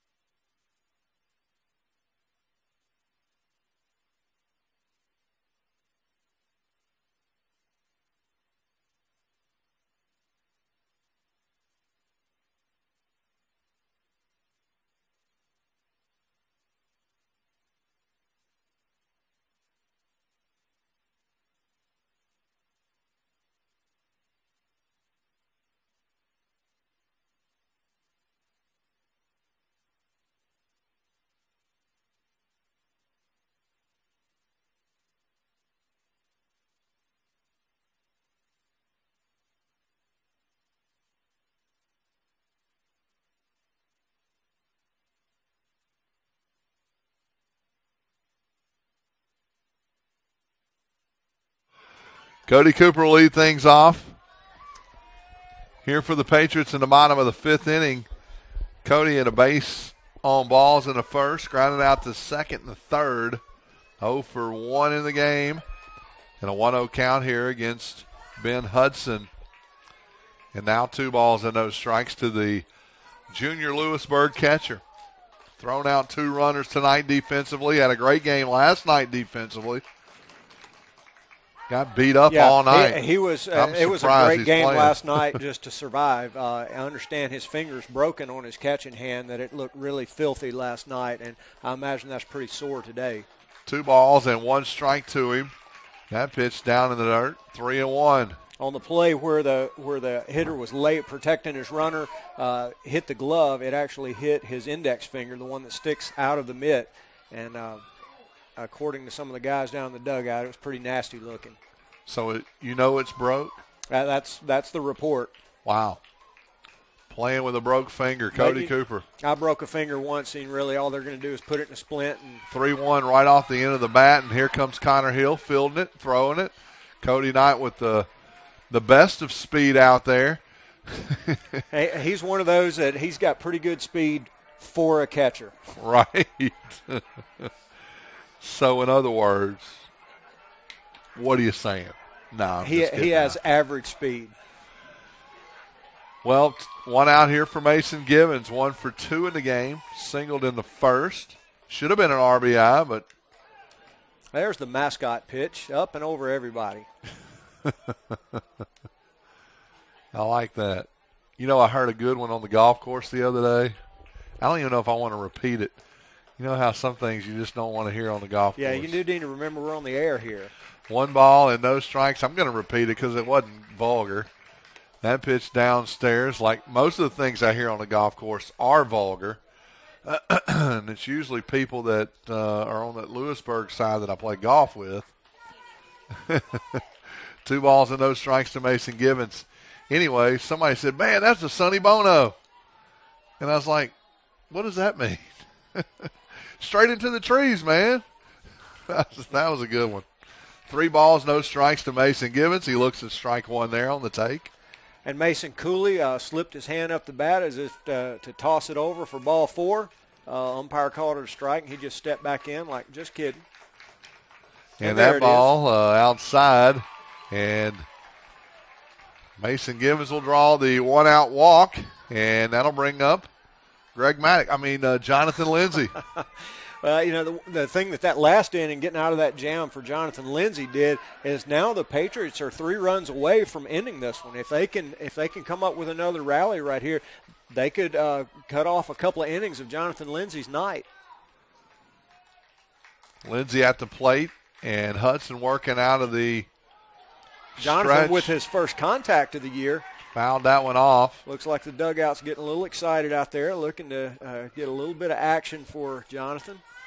Jonathan is a pretty good hitter. I had the fortunate pleasure of watching him play one summer. Did hit the ball quite well. No balls, 1 strike here. Fastball, swing and a miss, a little bit behind that one. So a little rusty at the plate. Not Rusty Cagle, but like rusty as in. Hasn't swung a bat all year long. Thank you, Al, for that one. So he did actually swing the bat his last at bat. He did. Didn't make any contact, but he did swing the bat. 0 for 1 in the game. Givens with a short lead at first. Pitch upstairs. 1 ball and 2 strikes. And Jonathan Cooley lays off that one. Did reach base with a walk in his first plate appearance tonight. Can't pinch hit for him unless they take him out of the game in that pitching spot. 1 ball, 2 strikes, and 1 out. Pitch on the way right down the middle, and Jonathan swung right through it. So 2 outs for Kobe Busby, and Jonathan with a smile on his face heading back to the dugout. In high school baseball, the replacement rule is that a starter can be replaced 1 time and re-enter the game. Because Jonathan was not in the original starting lineup, replaced injured pitcher, we're assuming injured pitcher Colt Smith, he cannot be replaced and then come back into the game. Right. Givens still at first, Busby up. Busby 1 for 2 in the game. Did get a base hit, and there's a ball right off his fist, and that's the second time Busby's got caught with that pitch up and in. And that'll do it for Kosciusko and the Patriots in the bottom of the 5th. We head to the top of the 6th inning. Kosciusko only has 6 outs to work with now. Patriots 6 out away from the state championship game. We'll be back in just a bit. We can get a player up here. Oh, that's good stuff. All right, perfect. Prepare a Wiley Ballard graphic. Do you want me to start the stream? Start the stream. Camera 3. Beautiful. We're coming in on 1. For more information on how your school can join the Play on School broadcast program, go to playonsports.com/SBP.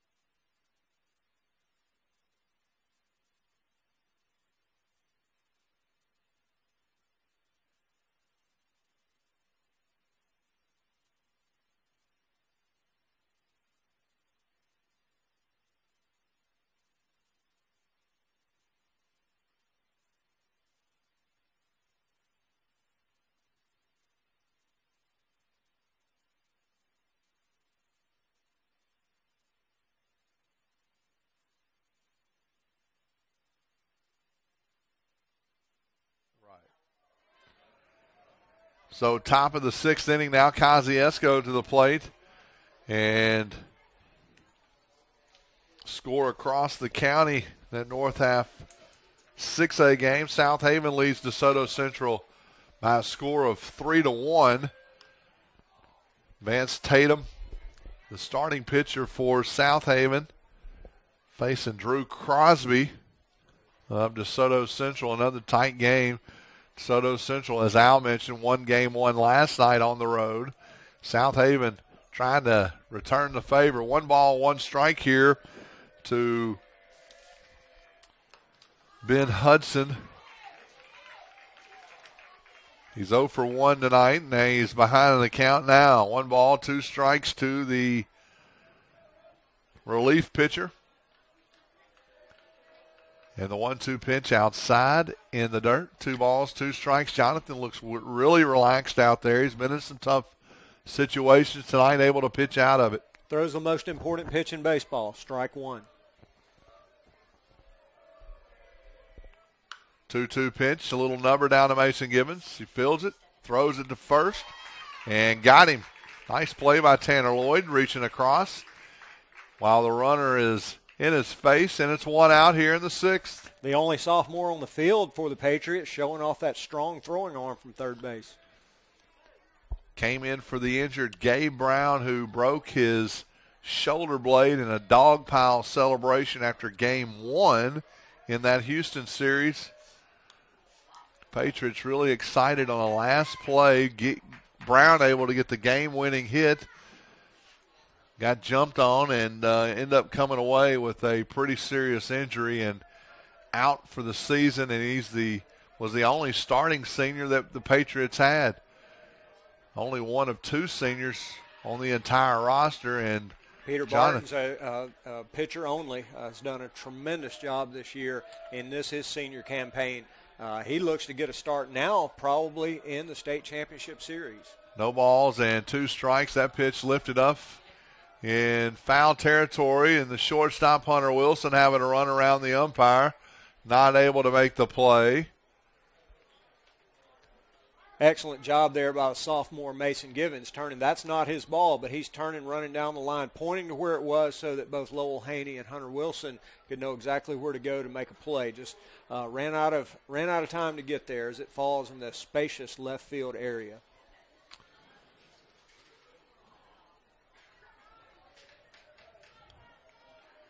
Haney's way off that line and left. They want to take away the gaps, evidently, for these whippet hitters. Rigby 1 for 2 in the game so far, down 0-2 in the count. Top of the 6th, 7-0 lead for Lewisburg. The 0-2 pitch up and away, and I want to go back to that play just a moment ago. Mason Givens pointing that ball out. At first, you want to try to make the play as a third baseman. And I think what's a little deceiving on that play is that if Mason, Hunter, and Lowell are all running full speed. Swing and a miss, strikeout there by Jonathan Lindsay. A great inside fastball that just kind of dove right at the feet of Rigby, and he takes a quick trot right back to the dugout. And a second out in the 6th. Going back to that. On that play, if Mason, Hunter, and Lowell are all running full speed at that, it might look like Mason's dogging it a little bit because he's not nearly as fast as the other two. That's a great point. As Dylan Gentry, the third baseman for Kosciusko, stands in with 2 outs. Patriots are cruising so far. That pitch over. Wow. Beasley squeezed that one a little bit. Must have been inside. Or out. Or up. Or down. Looked right down the middle. Anyway, 1 ball, 1 strike to Gentry. That pitch misses down low. That was definitely a ball. 2-1. Now I got to question Beasley's calls behind the play. He's been consistent for both teams tonight. Yeah, he was due a nap on that one. 3 umpire crew in this North Half Championship game, and Jonathan's falling behind Gentry. 3 balls and 1 strike now. And Michael, we can't say enough about the sophomore Mason Givens. The way he's come in after the Gabe Brown injury, that really sent this team for a loop because Game 1, that should have been a loss in Game 1 of the Houston series. The Houston second baseman just threw it away. 2 runs scored in the bottom of the 7th in a game that could have been over had he made a good throw on what was a routine ground ball. So without a chance to practice, the Patriots have to shuffle their lineup. Mason Givens has stepped in, done an excellent job on defense. He did sail the one in the early going tonight, but otherwise has played a tremendous third base and has come up with some timely hits as well. I agree. Jonathan issues his second walk of the game. Peter Barton trots down to the bullpen. He's tossing a little bit down there. Peter threw 2 innings last night. 2 really good innings. Wesley Dew now 2 for 2 in the game. He's got 2 hits, both of them off of Lindsay. I'm sorry, 1 off of Colt Smith, the starter here, who's out of the game. Very interesting defensive alignment here. Tanner Lloyd playing in front of the runner with 2 outs. Trying to take away anything, and that pitch misses. 2 balls and no strikes. So Jonathan cruising has walked a man with 2 outs and now falls behind. 2 balls here to Wesley Dew, the second baseman. That pitch inside for strike 1. And these Kosciusko batters haven't had an answer for that pitch over the inside part of the plate. They really haven't, and I tell you, the Patriot pitchers have done an outstanding job with location in both games so far. 2-1 pitch. That pitch on the outside corner, strike 2. If they're showing an inability to hit that pitch, you can't throw it every pitch. You've got to mix it up. Yep. But all of the whip-it hits so far that I recall have come up the middle or to the right side. And so by throwing out there but then coming back inside for the strikeout has proven to be very effective. 2-2 pitch on the way, just inside now, full count. There it was again, and stood the whip-it hitter up straight there. Didn't get the call, and now we go to full count. Got some chance from the Patriot fans tonight. Down below us, 3 balls, 2 strikes to do. He's fouled that one off.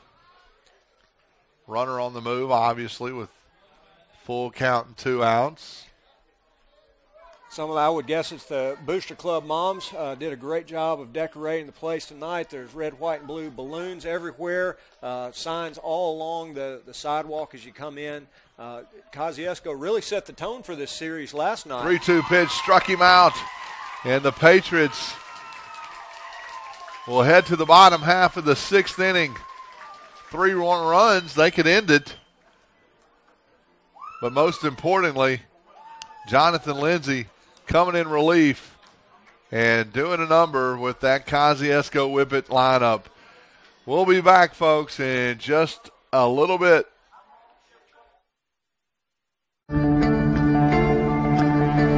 One match away from immortality. This is a total team effort.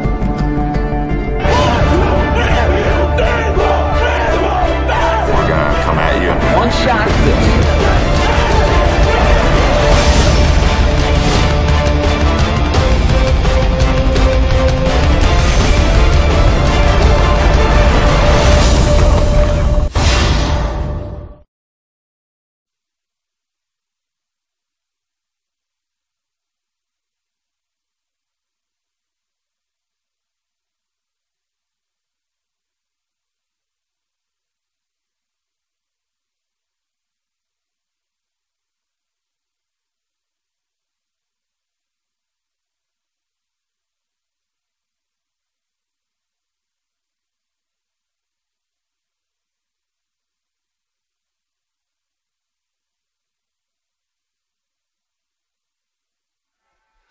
Well, Al, the Patriots got 9 hits last night. They got 8 tonight, 17 hits, and really performing well at the plate all the way through the batting order in that lineup, top to bottom.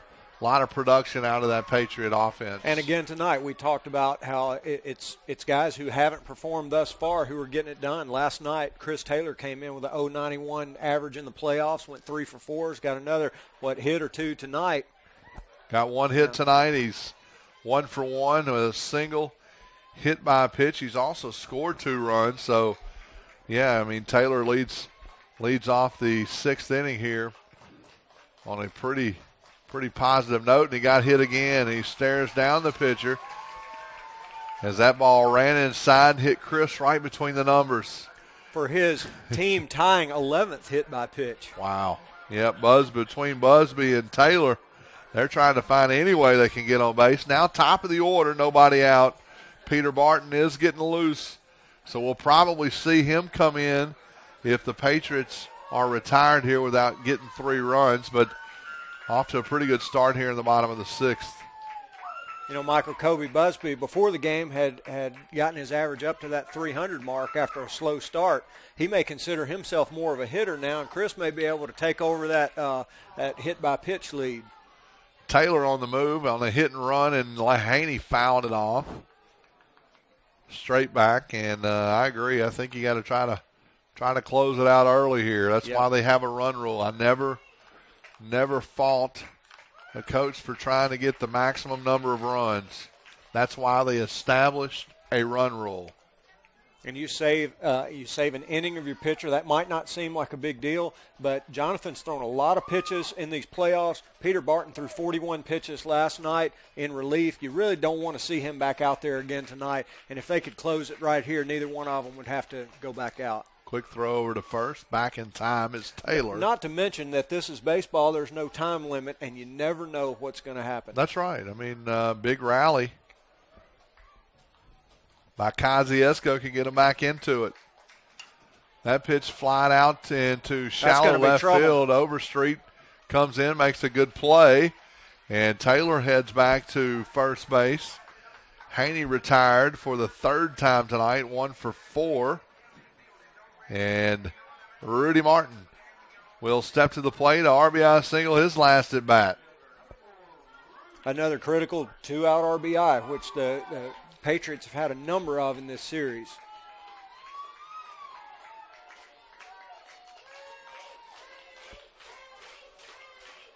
After the struggles of the last series, up until that last game Monday night, really didn't see a lot of offense, typical Lewisburg offense, but this series has been clicking on all cylinders. Definitely agree. Much different Patriot team in this series versus the one that played a week ago against Houston. Throw over on a timeout called by Rudy Martin at the plate. One out here in the 6th. They've controlled the pace of this series. It helps to have runners on base, slow the game down a little bit, ground out some at-bats where in the last series the Houston pitchers were able to dictate the tempo. Taylor on the move on a pitch out, and they're still not going to get him.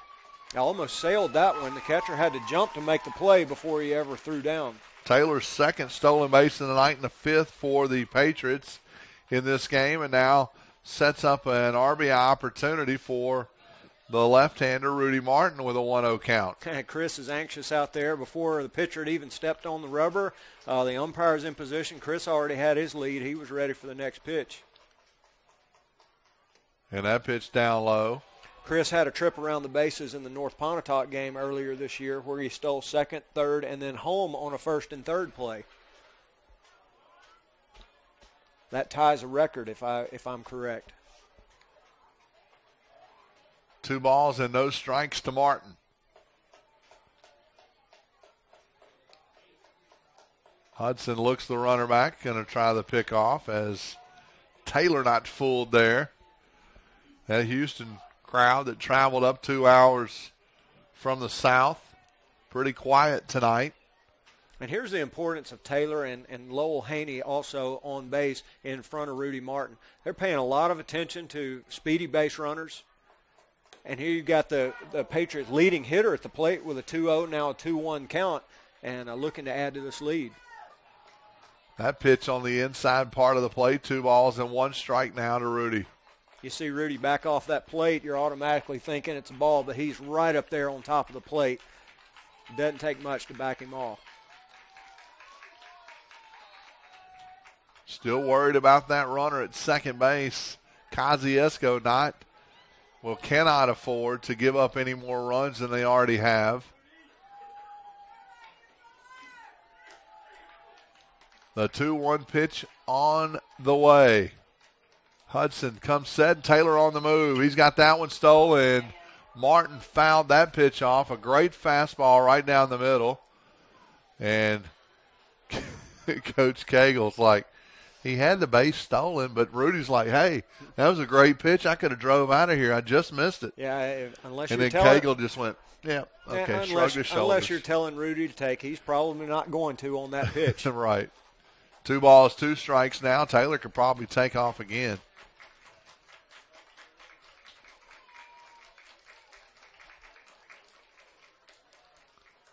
And Martin calls timeout. Good at bat here by Rudy.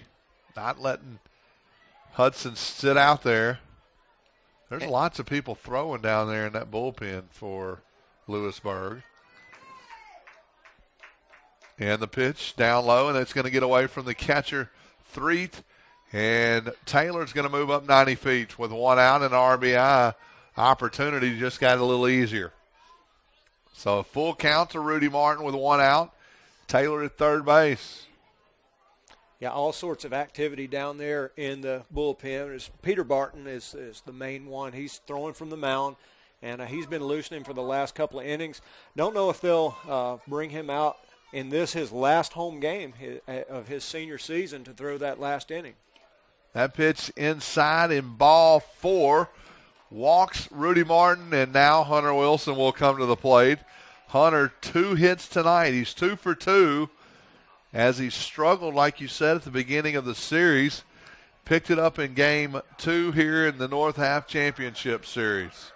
And that's good to see because you want production, obviously, from the middle of your order. You can't always count on it coming from different spots. And so when that production shows up in the top of the order, in the middle of the order, bottom of the order on different nights, makes it very difficult as an opposing coach to put together a scouting report. And it really makes these pitchers work extra hard out there, again, in high leverage situations with runners on base.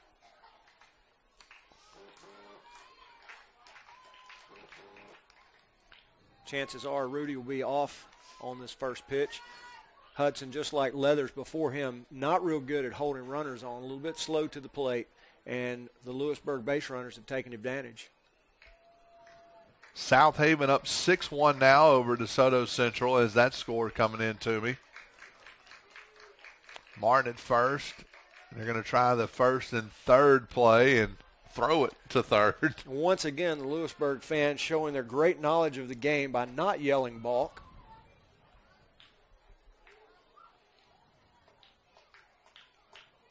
We'll see if he goes through the full fake to third, throw to first, if they're just as educated. That time he faked the throw to third. And I did hear a balk call, but it was the umpire who made the call. And Coach Jonathan Jones is going to come out and try to figure out why that balk was called. I mean, he doesn't have to throw it to third base. So the third base umpire, I think what he may have done there is stepped toward home plate and thrown it toward third. So he's kind of making that there's the saying that there's a 45-degree angle there. That's not actually a rule. That is as more of a guideline than anything else. That is not something that's in the rule book. But the whole purpose of a balk call in the first place is to be is something that a movement by the pitcher that causes any kind of motion from the runners, any kind of deception, which makes you wonder why the third to first move is legal in the first place. It is going to be outlawed in Major League Baseball, if not this season, then next, right? Which I thought was very interesting, and I'm sure that will trickle down to all other levels of baseball as well. And it's time for that. Yeah, I agree. 8-0 now the score, and Martin at second base as Taylor scored on the balk. Hunter Wilson with a chance to drive in run number 9. Martin getting a big lead at second base. That pitch nails Hunter Wilson right in the shoulder blades, and he'll trot on down to first. And so Hunter the Wilson, second hit batter. Hunter Wilson represents that 10th run that would end this ball game early here tonight by the mercy rule. So Taylor was hit in that leadoff spot, and now Hunter drilled in the shoulder blades as the Patriots have that winning run at first base here in the 6th inning. Tanner Lloyd at the plate, 1 for 3 in the game. And he just missed that pitch there, Al, man, right on the inside part. Tanner has been right on pitches vertically. He's missed a little bit on the inside part of the plate. We saw him get jammed last night. We saw another deep fly ball or a fly ball to right where he was out on the end of the bat. Well, we know he can end it with one swing here. Got 7 home runs on the season. That pitch up and out of the zone. He tried to end it. Looking to hit one that was over his head, like literally over his head. Right. No balls and 2 strikes. That was almost a hit it and to keep from being hit. Catcher setting up outside here. Runners at first and second, 1 out. Tanner has shown an increasing ability over the last couple of games to take that ball to right field. Yeah. He does have power that way. We saw him hit one earlier that looked like just a little dinker out there to right field, carried all the way to the right fielder. As a matter of fact, almost fooled him and went over his head. No balls, 2 strikes, 1 out. Fastball up and out of the zone. They try to get him to chase it again. He was able to show a little bit of patience there. Yeah, the old climb the ladder strategy where you start around the knees up to the waist and then strike them out up around the eye level. Well, they had Tanner swing at the eye level already, so where do you go from there? That would have sailed to the backstop. Right. 1 ball, 2 strikes, and there go the runners. Then Tanner pitched way up and in. I'm not sure if he tried to get out of the way of it or try to swing, or maybe a combination of both. Looks like he started to swing and then realized where it was going to be and then tried to bail out of the way. Does make contact and lives to see another pitch. Coach Jonathan Jones is going to go out and talk to his right-hander. He hit Hunter Wilson in that last at-bat. Now he's come up and in several times to Tanner Lloyd. Hopefully not a little frustration on the part of the Whippets. Yeah, I don't think so. I mean, Hudson was involved in that play last night at home plate where he came in with his cleats up and Coach Jonathan Jones took him out of the game. Yeah, he was down there arguing with the first base umpire, Right. and the coach had enough and called timeout and pulled him out of the game, which was the right play as a coach. Yeah. You want to put sportsmanship above all else. 1 ball, 2 strikes to Tanner. Still 1 out in the bottom of the 6th. Runners don't go, and he fouled that one off. Again, in on his hands. That one's down a little bit lower in the zone.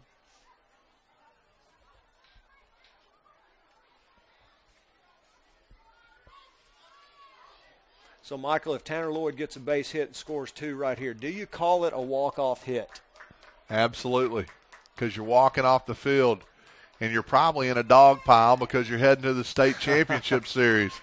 1 ball, 2 strikes. They're trying to pick off at second. It's going to get away from them, and both the runners are going to move up.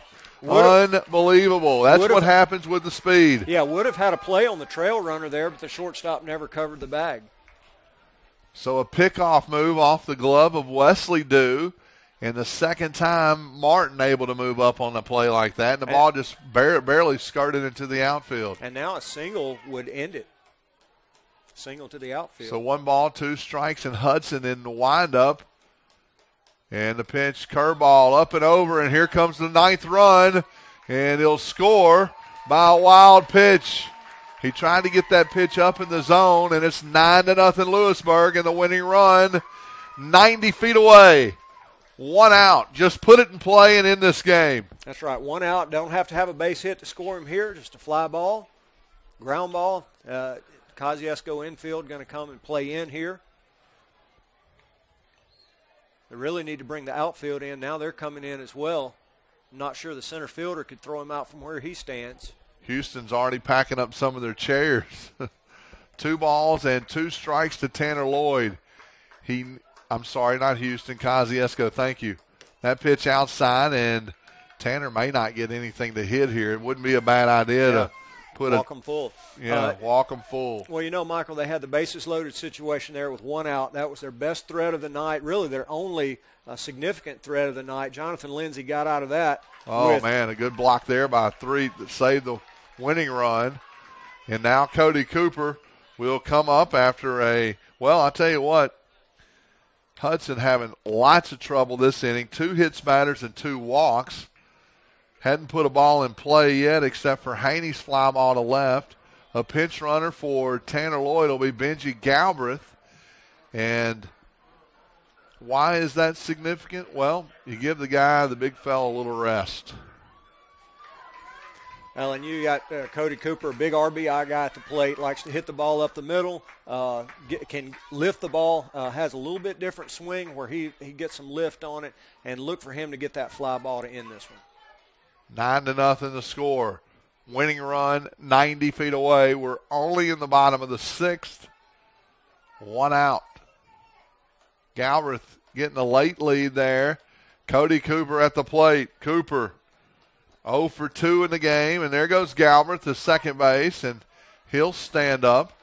Now runners at second and third. Galbraith's run doesn't mean anything, so why not walk Cody Cooper? Yeah, that would allow your middle infielders anyway to play back and try to get the double play. No balls, 1 strike, 1 out. That pitch up and out of the zone. Cody well, like lives you said, for this Hudson, spot right here. Hudson has been struggling this inning. You may not want to put that runner on because you don't have any place to put the next one. He's already hit 2 and walked 2. He's a reliever, typically averages a couple of innings a game, and he's had to go much deeper into this one. 1-1 pitch, outside corner, 1 ball and 2 strikes. Cannot afford a strikeout in this situation. I mean, I guess you could. I wasn't going to correct you, but you still want to be good baseball. Coach Hammond is going to go out onto the field and retrieve what looks to be like a baseball. Why in the world would there be a baseball on the field? Never saw where it came from or anything. I don't either. It wasn't fair territory, and They're going to have the Lewisburg players get back in the dugout. They're ready to charge the field. They are. They're ready for this one to be over. I'm hoping they'll just do high fives and not a dog pile. I'm thinking the dog pile may wait until after the state championship, potentially. 1 ball, 2 strikes to Cooper, and there it is, a deep fly ball to right field. And here comes Hunter Wilson. And Patriot fans, back-to-back North Half state champ. Lewisburg Patriots on the dog pile for the second year in a row. They'll head to Jackson to defend the North Half and try to get that state championship. And they're unpiling now, just hoping there's no collateral damage at the bottom of the pile. So far, everybody looks to be okay. The Patriots celebrating in great fashion, and nobody's hurt. I see dirt flying from the pitcher's mound. Kosciusko showing sportsmanship, lining up already. And, the Patriots are up quickly. They acted like they've been here before. They have. And they will face an opponent in the state championship who has not been there before, whether that's Newton County or St. Stanislaus. And an advantage they're going to have because of the performance of Jonathan Lindsay tonight.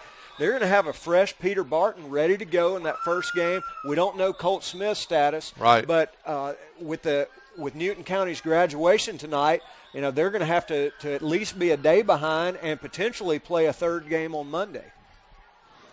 And Coach Cagle said before the game that it is likely to be a Wednesday-Friday game 1 and 2.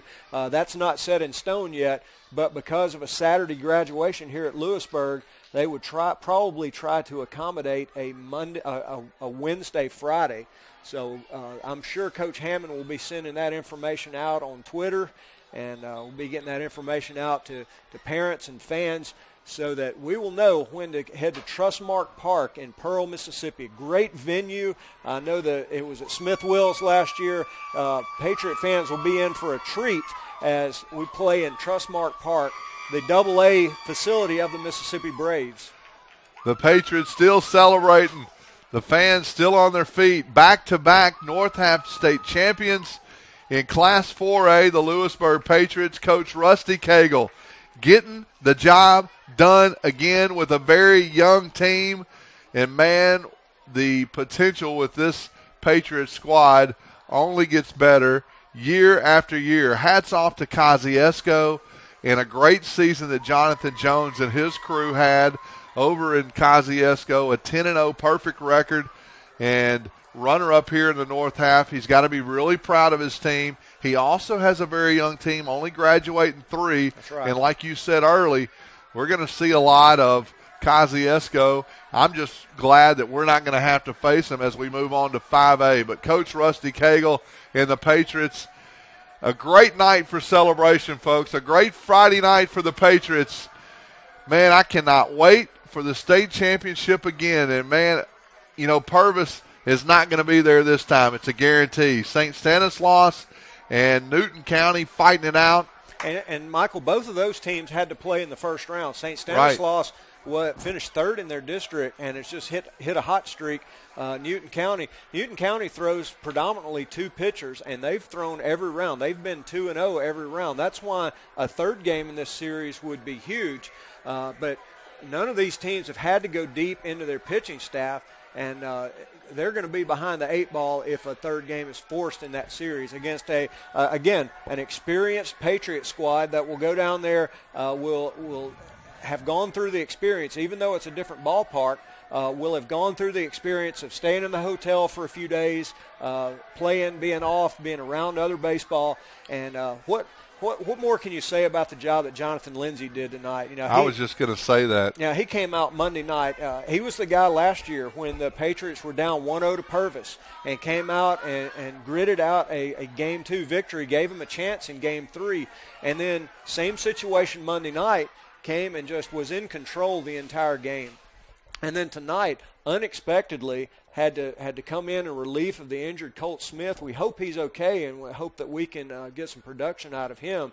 But he was able to come in and just absolutely shut the door. This game was really never in question tonight. Well, he got some big production out of non-assuming guys for the Patriots. Hunter Wilson, who really struggled coming into this series, in the playoffs.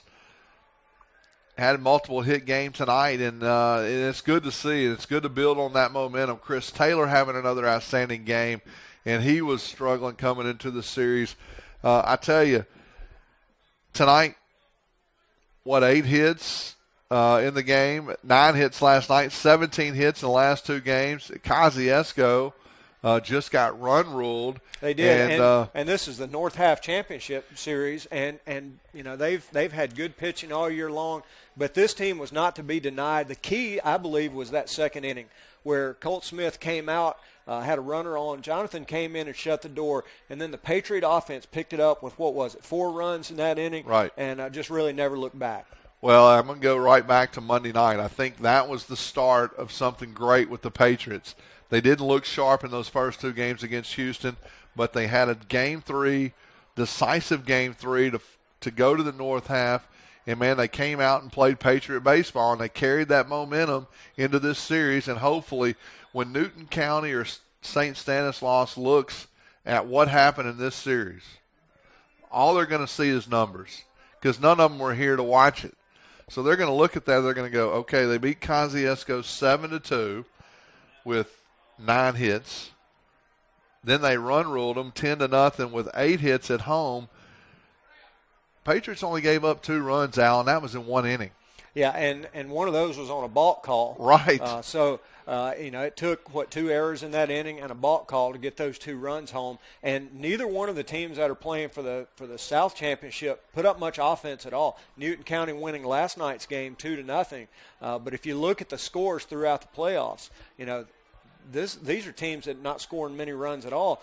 St. Stanislaus for the season only averaging about 4 runs a game, and they scored 13 in their first game of the year and 10 in a game right after that. You take out those 2 games, and they're a 3 runs a game type of team. And you got to think that this offense, clicking like it is right now, and again, good pitching can always shut down a good offense, as we saw in the Houston series. Right. But with so many different places where this offense can get you, it puts a lot of pressure on the pitcher, and it also puts a lot of pressure on the pitcher to extend that out over 7 innings. We've seen some pitchers this year look really sharp against the Patriot offense the first time around, but then we see guys like Lowell Haney, like Chris Taylor, grind out some at-bats. Mason Givens has done that. Kobe Busby, just really grind out the at-bats, make them throw a lot of pitches, and then you start getting runners on, and most pitchers can't go more than 4 or 5 innings in that type of pressure environment. Well, it's going to be an exciting series. That playoff, state championship game series playoffs will continue probably Wednesday. You'll have to check the Mississippi High School Sports Association, that bracket, to find out when the game times are. And we're not really sure if we're going to be broadcasting or not. Right. But that's probably not going to be set until all the teams are set, right, and they start looking at graduation schedules and that kind of thing. So, there are I know there's a lot of games going on tonight. It looks like South Haven and DeSoto Central are going to be tied up. There's a couple of other games that look like Picayune was leading Pascagoula, so that one looks like it's going to go 3 games. So hopefully Hernando will extend that series against New Hope and give us 3 DeSoto County schools down there. And looking at the brackets and looking what's going on tonight, I don't know a recent score, but Harrison Central was up on Oak Grove. And that's interesting, surprising, because if Oak Grove goes down tonight, and that would clinch that series, the Pine Belt area would not have a single team in the state championship series. Interesting. Purvis is out. Purvis is out. Oak Grove is on the brink. Petal is out. Right. Hattiesburg is out. And Summerall is down to St. Andrews tonight. Their ace pitcher hurt tonight. And we saw how good he was earlier in the year, potentially. And so all the Pine Belt teams that have dominated for years, hopefully we'll see a changing of the guard now that DeSoto County will begin to get that reputation. They've got many years to go to catch up to the Hattiesburg area, but very promising. It's starting to turn. Right. It's starting to turn. And when you look at teams like Lewisburg and DeSoto Central, you see the potential for another couple of years of this. Well, it certainly was an absolute pleasure to bring this broadcast to you, and throughout the whole season it was something that I really enjoy doing, and I'm hoping that most of the people get a lot of satisfaction out of being able to watch. And this is something that truly does not or didn't happen up until just the last couple of years. People being able to stay at home and watch these telecasts, and got to thank PlayOnSports.com for developing the program, and got to thank Lewisburg for getting behind it and supporting it. And I want to thank you, Al. You did a fantastic job, and I hope there's many more that we get to call. So for Al Ainsworth, I'm Michael Plumley. Thanks again to Beth Turner and the many, many folks that worked the production. Mia Plumley, Ashlyn Plumley, Hunter Powers the other night. It's not easy sitting behind that computer. I want to thank them too. And to our camera guy, he's been a solid guy all year. So I appreciate that. Unswerving. Yeah, thanks to all the people that put this together. Homer Skelton Hyundai, we couldn't do it without them either. And another terrific season and another great win. North Half state champions, belongs to the Lewisburg Patriots. Yeah, congratulations to Coach Rusty Cagle Cagle and his coaching staff and his team. A job well done. Folks, hopefully we'll see you or talk to you or whatever from Jackson, Mississippi. The Patriots are going to play at the home field of the Mississippi Braves at Trustmark Park. It ought to be a special treat for those guys. We look forward to it. I hope you have a great weekend. It's off to a great start. Patriots win 10-0 in Game 2, and they clinch the North Half state champions. Good night, everybody. Good night.